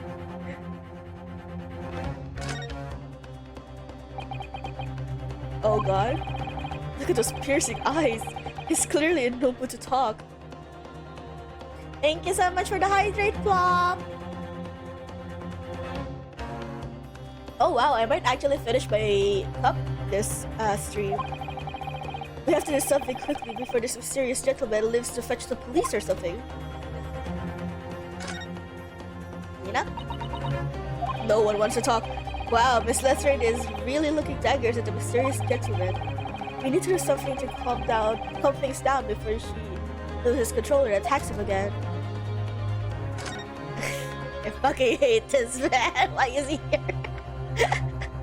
What are you doing? Mr. Schultz?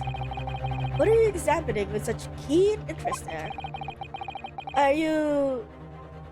As you enjoy a bar of caramel, I see. Wait, he has chocolate with him? I mean caramel, sorry. So, you found me at last, Mr. Naruhodo. Sorry? After that young pickpocket set me on my way, I was forced to lurk in the shadows. Cruelly ostracized, as the rest of you partook in this jovial atmosphere of fellowship. Why are you like this? I had nothing to occupy my mind, but was too ashamed to let society see what my downfall had done to me.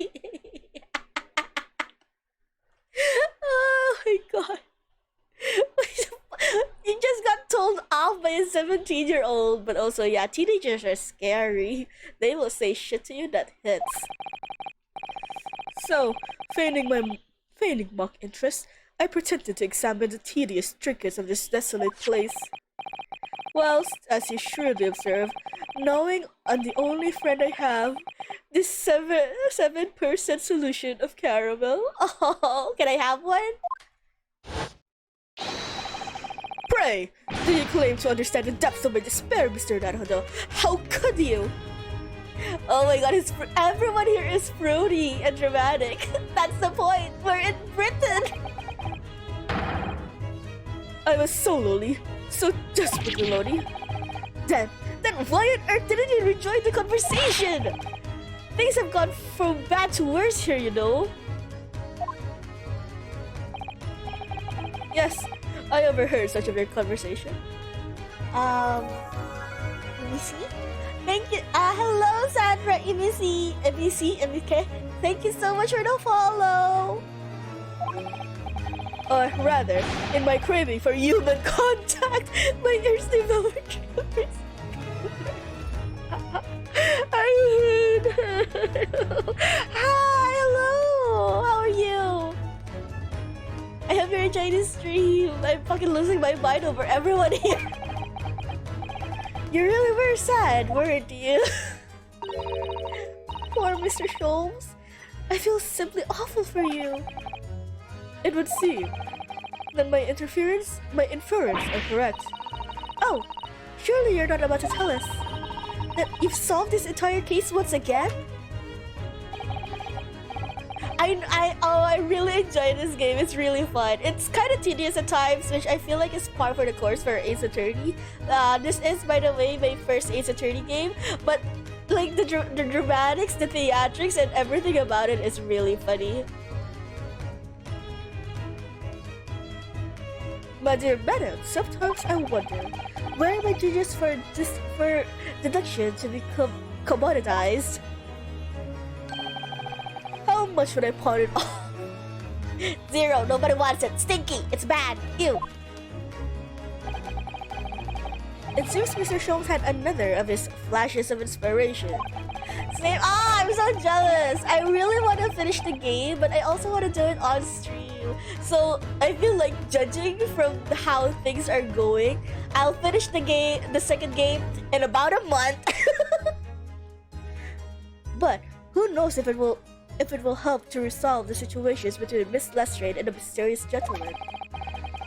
What's the right thing to do here? Leave it? Wait, let me just save. Oh no, I thought I couldn't save. Shit. Wait, I wanna be mean.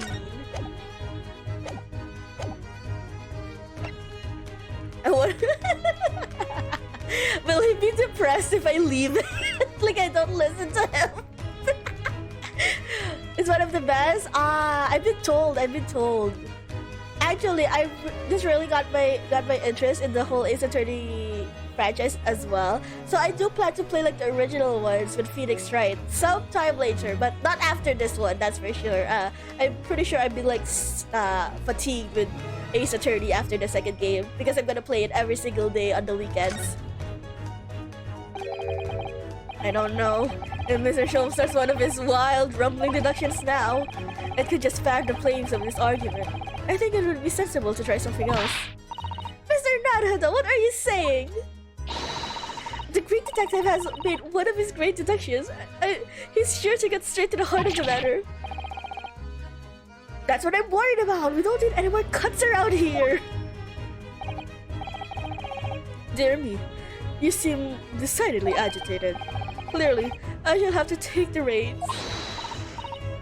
Yes, please do, Mr. Sholmes. You're not ready for case 3. Oh my god, that's scary. That's scary. I've been hearing those. I've been like seeing those thrown around, like case 2/3, like case 2/2. Oh my god, I'm not sure. I don't know. I'm so excited to play the second game. I'm so excited. It looks like we're going to have to hear this deduction whether I like it or not. I was expecting him to get all sad if I ignore him again. Well, Miss Lestrade, it would appear you find yourself in something of a predicament. Where the blue blazes have you been, eh? Oh my god, am I going to cry? Oh my god, okay. I'll be prepared for that. I'll be sure to always have my handkerchief ready at all times. Pardon? when a lady's in trouble, a true jet's supposed to be there. Okay, bye. I'll straight away, not an hour later. Harsh. Bye, Sherlock.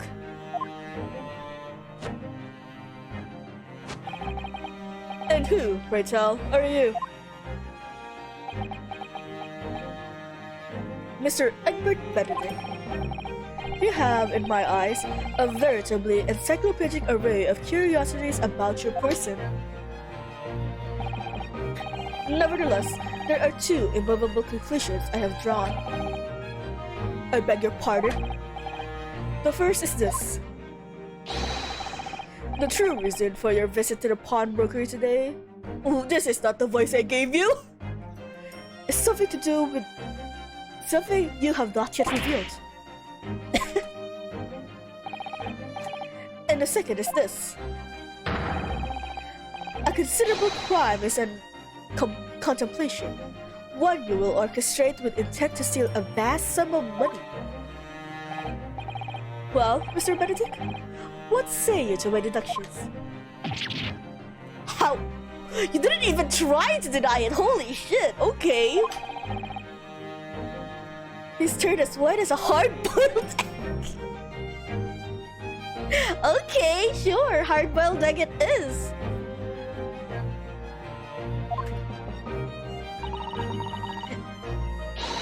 It would seem that once again, Mr. Sholmes has made a flawless deduction. Just who do you think you are, sir? Yes, as I'd hoped. That is precisely the paid expression I was looking for. Also, his face is huge. Sherlock's face is huge in comparison to Egbert's. So, shall we begin? Battle for who's fruitier? No, Dart, we can't have a battle for who's fruitier without Van Zeeks. You just literally cannot. He is the reigning king of fruity at the moment. And holy peck? What? The time has come for yet another Herlock Sholmes logic and reasoning spectacular. The game is afoot.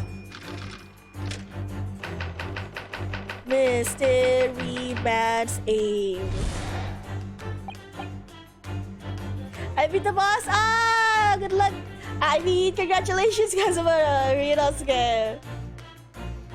Being so extra deductions. I saved! This is my favorite parts of the game, the dance of deduction parts, because they look like they're having so much fun and so funny. First of all, we must ask ourselves on what business you venture in this pawnbrokery today. I keep wanting to say prawn instead of pawn. Ah! You claim to have followed this pickpocket here, having had the redemption ticket stolen from you on the street. But that is most certainly a lie. The real truth is something... Wait, what? What? Where did you get that? It's something quite different. As revealed by that which you hold in your hand. Yes. What brought you to the shop in the first place is the staff recruitment flyer. The piece of paper in your hand is a staff wanted advertisement for this very shop. Yet, even the most unobservant would soon realize that a man of your appearance has no need of such employ. Reconsider your tea? Holy shit. Oh, he just threw it. Okay, bye. I don't really quite understand having 3 cooks in your team. I haven't played Metopia at all. Or I also haven't seen like gameplay of it or someone who finishes it to the end. All I've seen are like highlights of it, so I don't really get the rules of it. In other words, there is some ulterior motive for your actions. The cane, which you unwittingly clutch in your person, exhibits an incontrovertible contradiction. What utter rot! I've had this cane for years! The contradiction of which I speak of is, of course, the missing fair rule. The end of any walking cane would be terminated with a metal ferrule to protect the wooden tip. Not gonna lie, this angle, I just want kind of Egbert to like cock him in the nose with that thing. And yet, analysis showed the wooden tip of this stick to be utterly bare. Therefore, there is only one conclusion. The rod that you hold in your hand, which appears to be a walking cane, is in fact no cane at all. Oh. What was that? There was a ripping sound. Darkler takes your free friends, free times, and you can pick the jobs. Ah, so it's like an RPG. Episode of Pawn Stars? Oh my god. Right? The police are involved in Pawn Stars. You recall, sir, is something wrong? And in your recoiling, you inadvertently facilitate the answer of the next conundrum to present itself. Namely, what is the truth behind this rod you bear? What is the truth behind his rod unzips his pants? Yes, your reaction betrays the truth.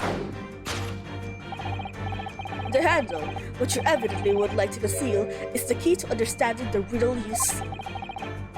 For the moment I saw it, my suspicions were aroused. My suspicions was aroused. From the moment I saw it, I was aroused. What walking cane demands such a stout handle? Mused I. But, of course, as I said, this is no walking cane. No, that rod.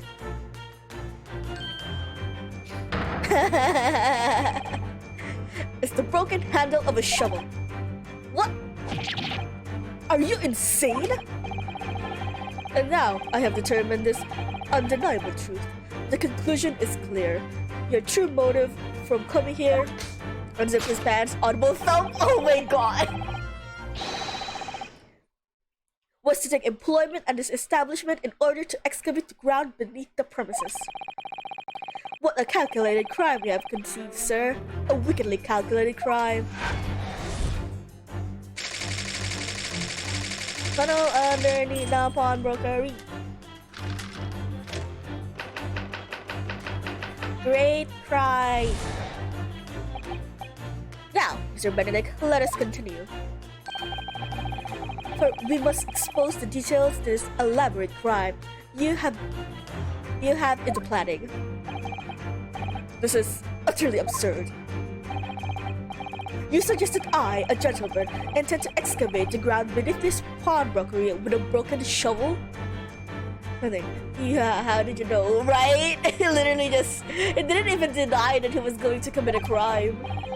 What on earth do you suppose I could expect to find here? Yeah!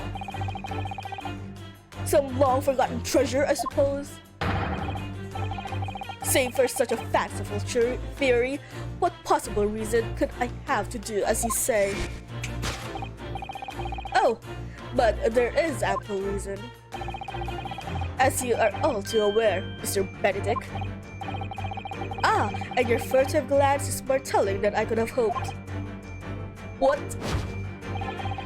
Let us consider what could motivate a man to infiltrate a shop such as this and covertly dig beneath its floor. No, it was the gun. The answer is revealed by the council notice on the counter to which your eyes were inadvertently drawn. This letter gives notice to public works to be carried out in the local area. And according to the enclosed plan of the upcoming sewage works. Oh, that's so cute! You added them! Aww! What about Van Zeeks or Sherlock? Did you add them too? Beneath this shop runs a sewer that adjoins another, one that runs under the banks of the opposite side of the road. This madness has entered the sewers now, has it? By excavating the ground beneath your feet, you would gain access to the waterway that flows in very close proximity to the great vault of the financial institution opposite. What are you... In summary, sir, you devised a master plan to pull off an elaborate bank robbery by dint of the underground tunnels. Secret channels! Master! Which brings us to the last and the final chapter of this lurid scheme. Aw, didn't look so good. Sad. What about Sasato? Did you add Sasato as well? With what plunder did the thief hope to make off from the underground vault of the bank? Are you quite serious? Having consulted with Scotland Yard some days ago, I happen to know the answer. But naturally, the answer is no secret to you, is it, Mr. Benedict? I have no idea what you're talking about. Allow me to present a rather interesting piece of evidence. To fight Sasato. If you make a Sasato, she has to be like a brawler type, okay? She has to be like the fighter types. You see, this picture postcard tells us all we need to know. A postcard of the Great Exhibition.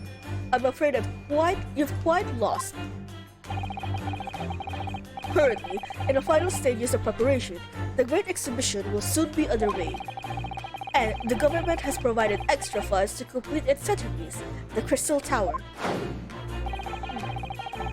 Funds that currently sit in the vaults of the bank on the other side of the road.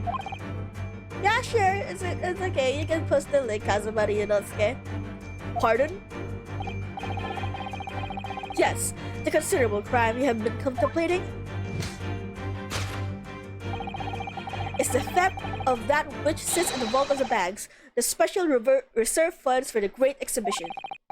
Of course, that is top secret police information, so keep it under your hat, please. Too late!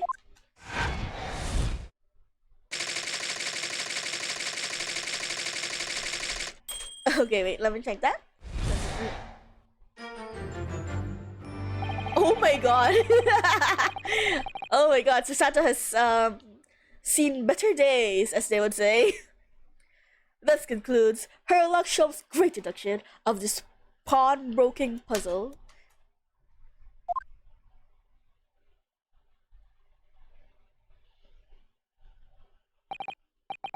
Mr. Sholmes?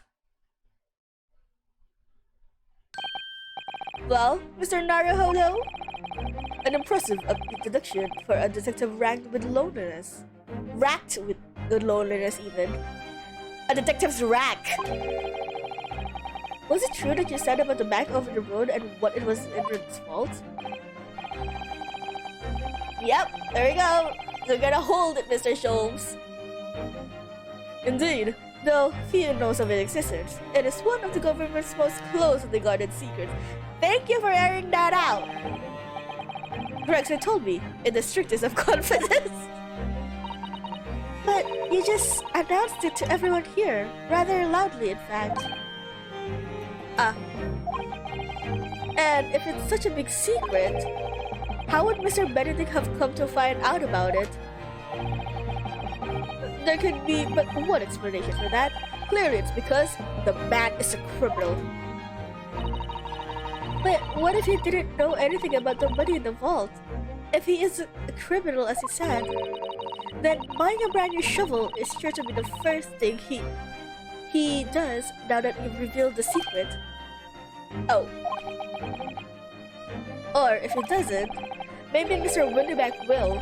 He already has plenty of shovels here after all. On my life! I assure you, I'm not so unscrupulous. Well, hopefully, this has taught you a valuable lesson. Sensitive information must be handled with the utmost care. One can never be sure that someone privy to secrets won't disclose them, and once the word is out, it's out. Perhaps I'll think twice before confiding in you next time, Mr. Scholes. He's just like me when I justify my answers in a test. I don't but I'm still stuck up on that one time he said, well, you should act more like a criminal during case 2 when you kind of disprove that Ryunosuke isn't like the Russian revolutionary he's looking for. An excellent idea, Mr. Naruto. An excellent idea. I hate you. Well then, Mr. Naruto, you know what to do, I'm sure. Yes, let's listen to the great deduction again and see if we can massage it into shape. Very well done. Let us start once more from the beginning. Of Herlock shows magnificent, logic and reasoning spectacular.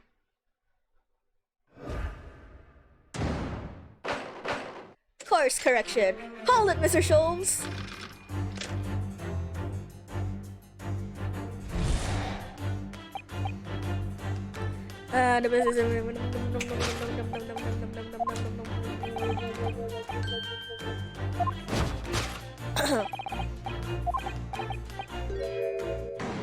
Staff requirement.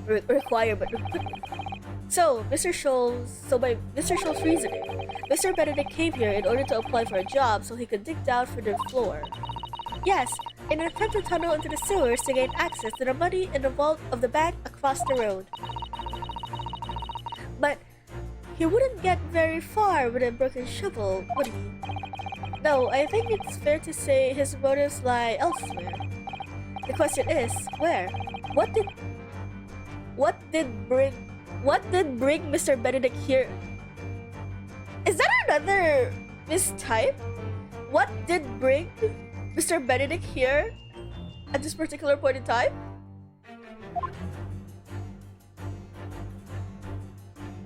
Nose. Boop. His hat? Wait, what did he have to say about his hat?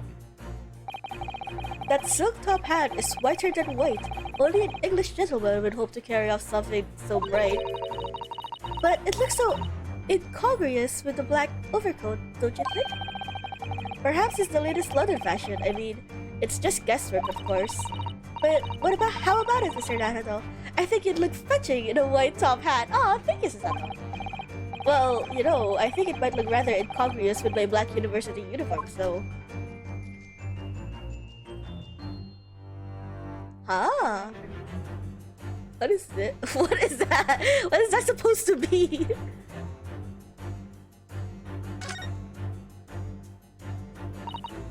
Oh! Look at all the scribbled notes in the back of the flyer here. I don't believe it! What is it? Listen to what it says. Name, Gina Lestrade, height, 5'2". She's taller than me. Green cap, scruffy waistcoat, grubby white shirt, blue satchel, ragged. It's a detailed description of Miss Lestrade. Goodness! There's even a sketch of her, hat and all. Although, if he showed it to her, she'd fire that smoke grenade launcher in his face for sure. Apparently, that's what she said, 5'2". Oh, by the way, you want any help? No, I'm fine. I'll ask for help if I need it. But I do like feeling smart when I solve the puzzles. Don't worry, I'm pretty sure there have already been times where I was stuck, and I will ask for it if I need it. Oh yeah, that just reminded me, she had like a whole ass fucking gun with her. Why didn't she just shoot this man? And look, the details of this shop have been written down here too. Winamax Pawnbrokery, Baker Street, redemption deadline 15th of April. But just today's date. Why would Mr. Benedict have all this information scrolled in the back of that piece of paper? Kurae! Kurae!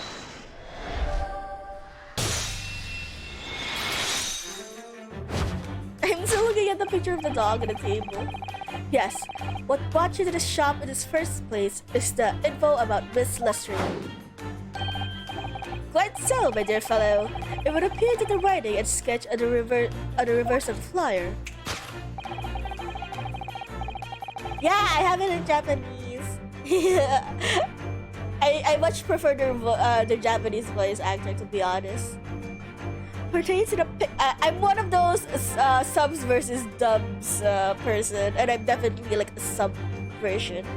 No, I am not a sub version. I am a sub loyalist. And oh, you originally told us that you had merely given chase after Miss Lestrade stole the redemption ticket from you. But that, sir, is a thinly veiled lie. It is the information in the back of the flyer that led you here today, by which I mean here to win the bank's Pawnbuckery. I keep wanting to say prawn. The redemption deadline of the overcoat. So, you waited outside for the young girl matching the description you have written down to arrive. And you have gone to some lengths to hide the reasoning for your pursuit of Miss Lestrade.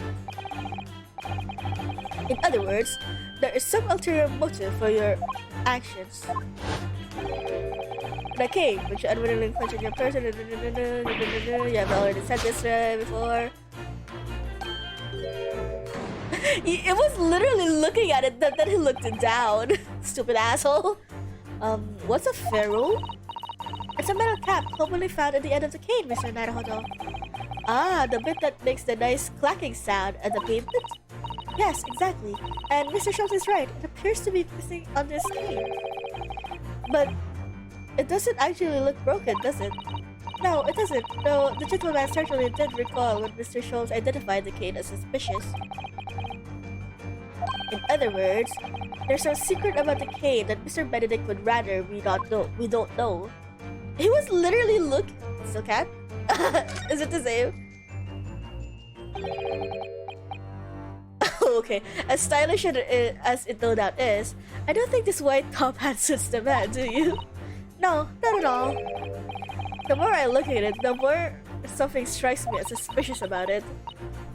I think perhaps it's not so much that it strikes you as suspicious, but rather that the hat is just striking. I suppose you're probably right. Perhaps the hat isn't what we're looking for. Yes. So it is about the cane. I can't go any low. Hello.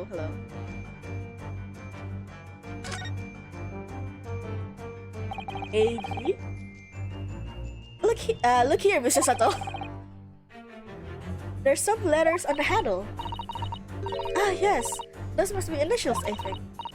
In the West, it's custom for people to engrave their belongings with the first letters of their names. So, Herlock Schultz would be HS, you mean? That's right. And the initials on this cane, obviously... Oh. AG? Why does it feel as though that's not quite right?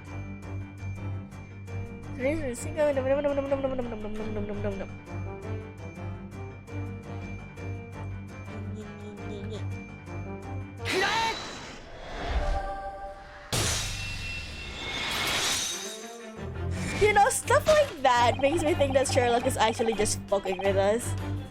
Like, it's kind of like something with friends and I talked about because they are also getting into the Ace Attorney Chronicles, and they just finished the second case. Now I remember the second case where you first got introduced to that subdeduction. I really thought about this is honestly too stupid. There's no way that Sherlock is doing this on purpose. Is doing this. Okay, yeah, that's what I'm saying. This is so stupid. Sherlock must be doing this on purpose. And that was the thing, though, right? Sherlock literally looked at the initials first before he looked down onto like the tip of the cane. So I really do think he's just fucking with us sometimes. The contradiction of which I speak is, of course, the initialing. A most astute observation. What did you say, Mr. Egbert Benedict? We are led to believe, sir, that your initials are E.B. Yet, in a most possessive manner, you have in your grasp a cane bearing the initials A.G. An incontrovertible contradiction indeed, would you not agree? No, you're wrong. This cane isn't... You said it before that you've had this cane for years. Ooh, I love this angle. This is the first time you've seen this angle of the video. Grrr.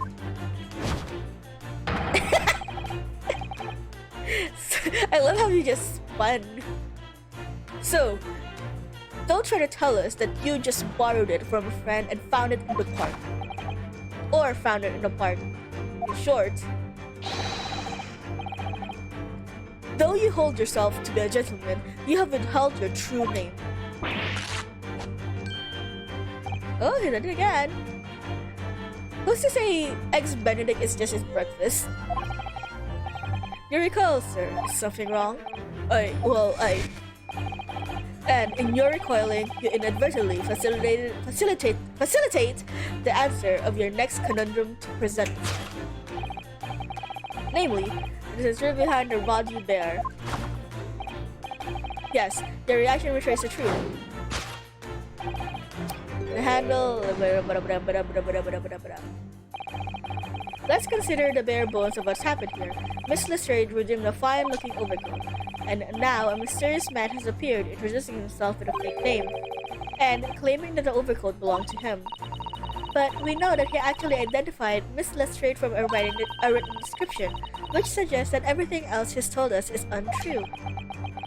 So, what we need to do here is somehow prove that the overcoat cannot possibly belong to him.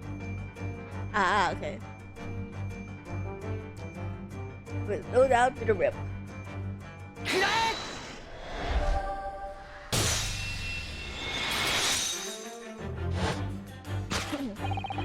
The split C, which you evidently would like to conceal, is the key to understanding this riddle, you see. Yes, because the overcoat is rather obviously a poor fit. Having forced it over your broad shoulders, the seam is already breaking apart. My suspicions were aroused. Once again, he was aroused from the outset.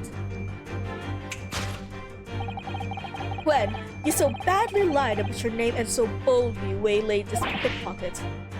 Ah! This catalogue of untruths has all been for one very specific purpose. To steal this article that the young girl redeemed from Mr. Windybank. I thought it was gonna fall over like Sherlock did. But what really irks me is this. The inconsiderable crime I initially imagined had been considerably curtailed. Oh, he finally admits. To abscond with a redeemed item.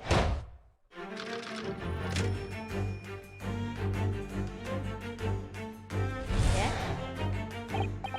Now, Mr. Benedict, let us continue. For we must expose the details of this elaborate crime you have been planning. This is utterly absurd. You suggest that I, gentlemen,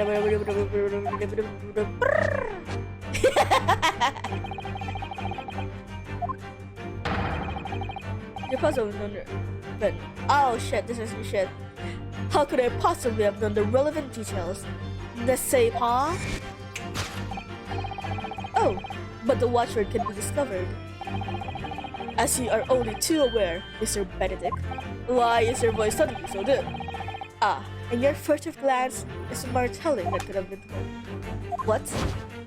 What? Let us consider how one might hope to learn a secret watchword related upon property of another.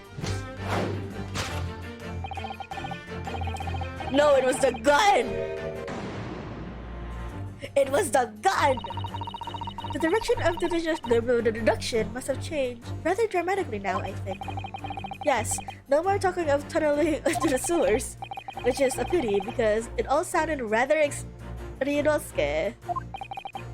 Anyway, you can't deny that this mysterious gentleman did know the watchword. Yes, Professor.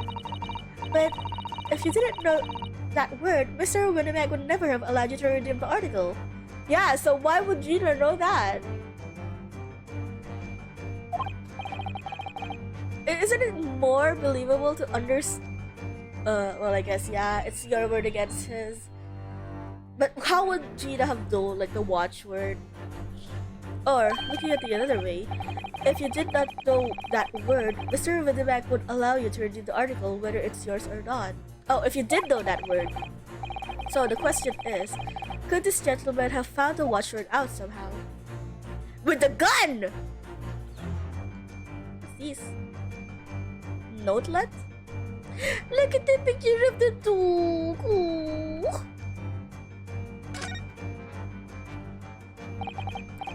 look at this, Mr. Sato. It appears to be a memo that Mr. It looks to be a memo that Mr. Winterberg has scribbled out to himself. Sorry, Mr. Sato, voice just dropped all of a sudden. Let's see, what does it say? Oh, Professor.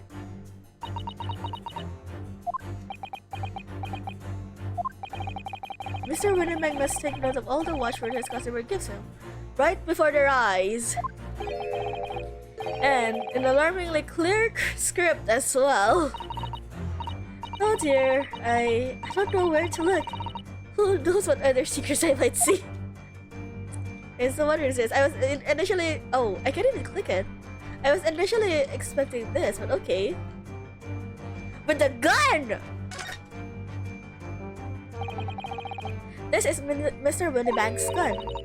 Yes, it's loaded with only one bullet, he said. It would appear that being a pawnbroker is a very life or death profession. That might just be this particular establishment. With a gun!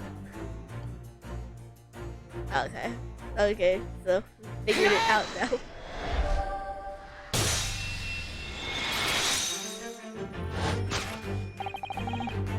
The method is revealed by the notelet on the counter to which your eyes were inadvertently drawn. Yes, the broker here follows the same procedure whenever the customer comes to redeem an article. He asks the customer for the watchword and notes down the response uttered on the notelet he has to hand. Then, he consults his ledger and confirms whether or not the watchword matches that of the article in question. I would expect nothing less of a diligent pawnbroker. But his diligence clearly has its disadvantages. What are you talking about? It is increasingly apparent that you were present in this shop before your accusation against Miss Lestrade. In all likelihood, you followed her inside and then observed her talking to Mr. Winterberg.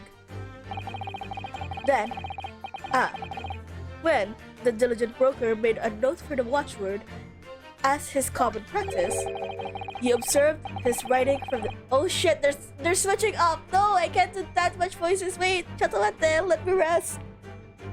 You observed him writing the word professor on the notelet beside the ledger. And that, sir, was the master plan he devised to steal the pawn article from the young Miss Lestrade. Master plan! Which brings us to oh shit, okay wait, I need to take a moment. The words are starting to like... I'm getting in that mode where I'm reading too fast and I'm making too many mistakes. I'm gonna just take a slow little break. Like shake out all of the stuff inside my brain. Which brings us at last to the final chapter of this lurid scheme. For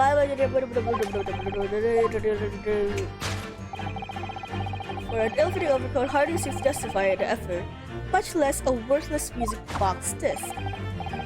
But naturally, you had very good reason to make them yours, didn't you, Mr. Benedict? I have no idea what you're talking about. Allow me to present a rather interesting piece of evidence. You see, this picture postcard tells us, I know talking about the overcoat and the music box the music box dick that was in one of the pockets, which, according to Mr. Winterberg, isn't even worth a penny. And yeah, this man went to such lengths to steal them. Why? I wonder if perchance we already have the evidence we do? I mean, could we? Really? I'd better have a thorough look through all the evidence we've collected so far. We literally only have that one thing! Okay. I'm gonna save. Unless you decide to fuck me up.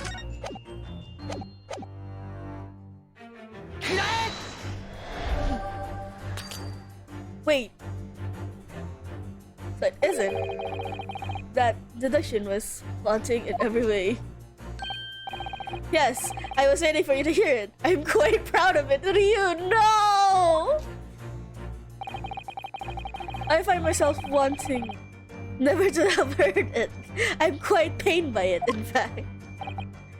Oh, sorry. Okay, fuck. I'm loading that. Fuck you. That was unfair. I didn't have anything else to present. What, do you want me to give the... Oh, wait. Oh, I didn't know you could do this. Is it because I haven't examined it yet? Is that what you're saying? Look at all the little bumps on the disc. They're so tiny. Yes, the protrusions are called pins, and they pluck the teeth of the comb to make notes. And just at the edge, there's a small amount of blood. Yes, the blood of the mysterious Mr. Egbert Benedict. When Miss Lester tried to grab the disc from him, the pin scratches fingers, it seems. Like when you're grating some daikon radish and suddenly cut your fingers. Aww. Ouch. Just thinking about it hurts. It puts me off eating radish. Oh. I see. So that's why I couldn't present this. Oh, there's a little scrap of paper stuck onto the reverse side of the disc. Look. And a scribbled word or two. It looks like somebody's name. For McGilden. McGilden? It couldn't be. But it is, Mr. Naruhodo. A name I shall never forget for as long as I live. Oh, darn! Thank you so much for the sub! Thank you!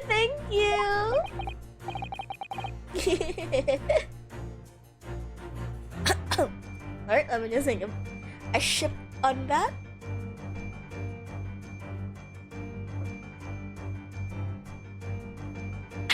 Thank you. But why is his name on this? Ah.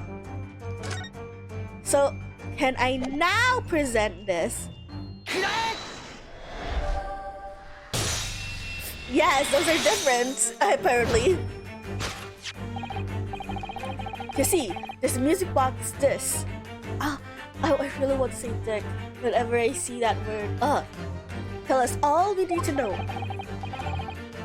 What's that at the back? It reads, For McGilden.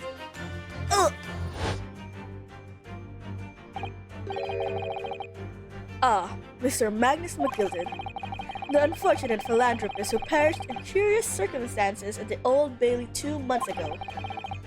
A prominent man in London, though his loan-mongering demonstrates a distinct lack of scruples.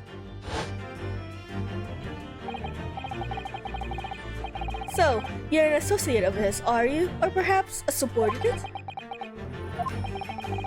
Mr. McGilden was a man of unusually small stature. In fact, he was precisely the right size for that overcoat that you've squeezed yourself into. Your true identity remains shrouded in mystery, Mr. Egbert Benedict. Sorry, I'm fighting down a burp when I said that.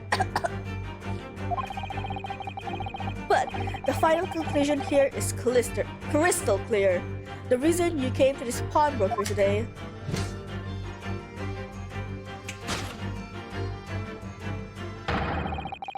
was to retrieve the article left behind by the late Magnus McGilden.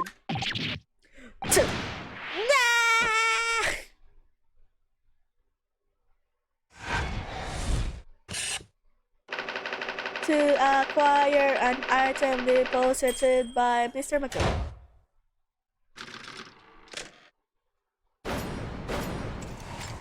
Elemental. Wooshoo! I love them. I love that part of the game so much. It's so fun. Well, Mr. Magnus McGilden. Not a name I expected to hear in these circumstances. Mr. Sholmes, I'm afraid there's something very troubling in my mind. Pray tell, Mr. Sato. Well, according to what Mr. Windybank told us earlier, today was the final day on which that code could have been redeemed, was it not? Yes, ma'am, that is correct. Today would be precisely 2 months since it was first deposited. Well, today is 15 April, so 2 months ago today. Would have been 15 February, sir. That's right. It's all carefully recorded in my ledger. Deposited at 10:30 p.m. I see. What? But that suggests... Yes, 15th February is precisely the day on which the omnibus murder took place.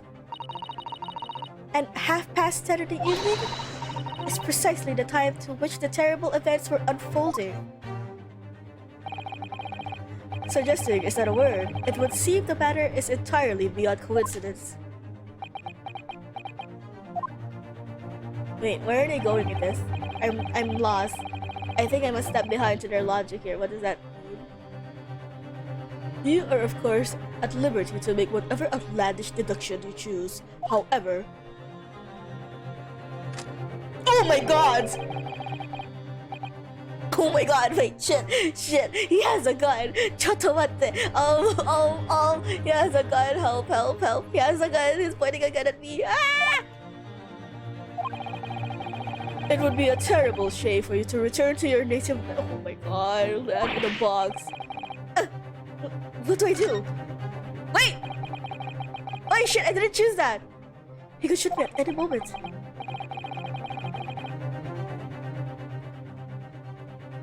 We're never done. Apparently, as I have heard, the last case of the second game is also about an omnibus. Right? I hate to give in, but what other choice do I have here? Huh? He yells again as well! Oh my god! Winterbank! Mr. Winterbank! This is my shop. I cannot allow any harm to come to my customers. If that were to happen... No! We don't need 2 dead bodies here! I should take my own life! Mr. Winterbank, no! Ryunosuke must be so fucking stressed. Oh my god, it must have been so stressed for this to happen. Like, he's being threatened with a gun on one side and then another one is threatening suicide on the other side. Alright, that's enough. Hey! Gregson! Inspector Gregson! Inspector? Yeah, bitch. What the fuck, huh? You have a gun pointed at someone and there's an inspector there, huh? Fuck you. That's right, Sunshine. The alarm was raised on one of our dedicated emergency lines. Mr. Windybank! Windybank, the best actor? So, we got here as fast as we could. Now, what's all this about, eh? He is pointing a gun at me, sir! Please! Oh, praise me! You're here at last! I was moments away from forfeiting my own life and my own establishment! Can you be any more incriminating? You're not just gonna let him walk away from that, are you? It would appear you have the upper hand. Please tell me you're investigating this fucker. Right, you lot have got some explaining to do. I don't appreciate being bothered with some petty, angry, argy-bargy. So petty, argy-bargy. That's a word. Petty? Mr. Winterbank very nearly met his... What about me? I very nearly met my end. Yeah, by his own gun, as far as I can tell. Oh dear. And the whole Britain could be with its end if I don't get to the bottom of this case I'm supposed to be working on. That's so British, I love it. But What on earth is the case, Inspector? Spare no details, Gregson. Please spare him some details. I might have said a little too much. No matter.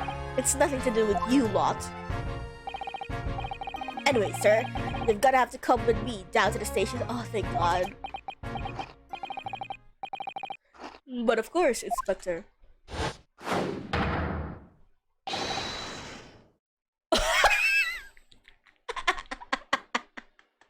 Okay, bye! He's getting away! Get after him, lads! Whistle the beat officers, too! Sir! Well, there goes your suspect. Bye! There's been a spate of thefts at pawn shops around here recently. So, we fitted emergency buttons underneath the counter for brokers to let us know where there's trouble. That sounds infinitely more useful than whatever Sherlock had. Oh, Inspector, I was very worried there for a while. Very worried indeed. Now then, Mr. Permanently in mourning. Oh, well, what if I am? What if I am permanently in mourning over my dead boyfriend that died at sea because of a stupid bitch? Oh, yeah, he doesn't even question it. He just admits that name. I'll be taking that whatever it is of Mr. McGillen down to the yard. Thank you very much. So, hand it over. Oh, yes, of course. No, don't give it to him. It's mine. That is mine. I'm sorry, miss, but anything belonging to Mr. McGilden has to be taken in as evidence now. Ayo, internet working Pog. Oh, hi, Pyre. Hello. I have only disconnected 3 times this time. So yeah, you can say it's working as evidence. If the police demand something as evidence, my dear fellow, we have no choice but to capitulate. It's all yours, Inspector.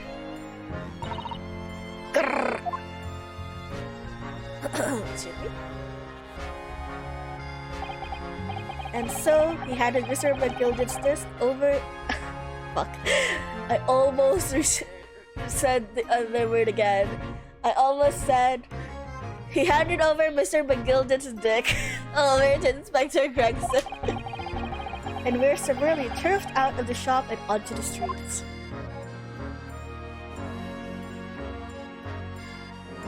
Ah, okay, that's the end. For now.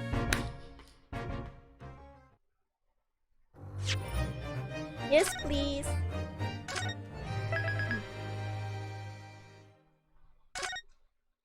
Yay! Okay, we got it. I have no idea how many parts there are to this case. Like, I believe there were like 4 parts to case 4. I'm gonna assume it's either the same or more than that. So I will say my throat is already starting to hurt a little and my tongue is already getting tired. The words are kind of slurring in my mind. So I will have to end the stream for today. And so, excuse me a second. Thank you so much for everyone who dropped by and all the new dear fellows we have had, like Sandra and Kazuma Ryunosuke. Thank you so much for stopping by. And also, once again, Darth, thank you so much for the sub. And I will have to end the stream today. Yes, so we will meet again, same time, same place tomorrow. See y'all tomorrow. See ya. Thank you so much for dropping by. Janne.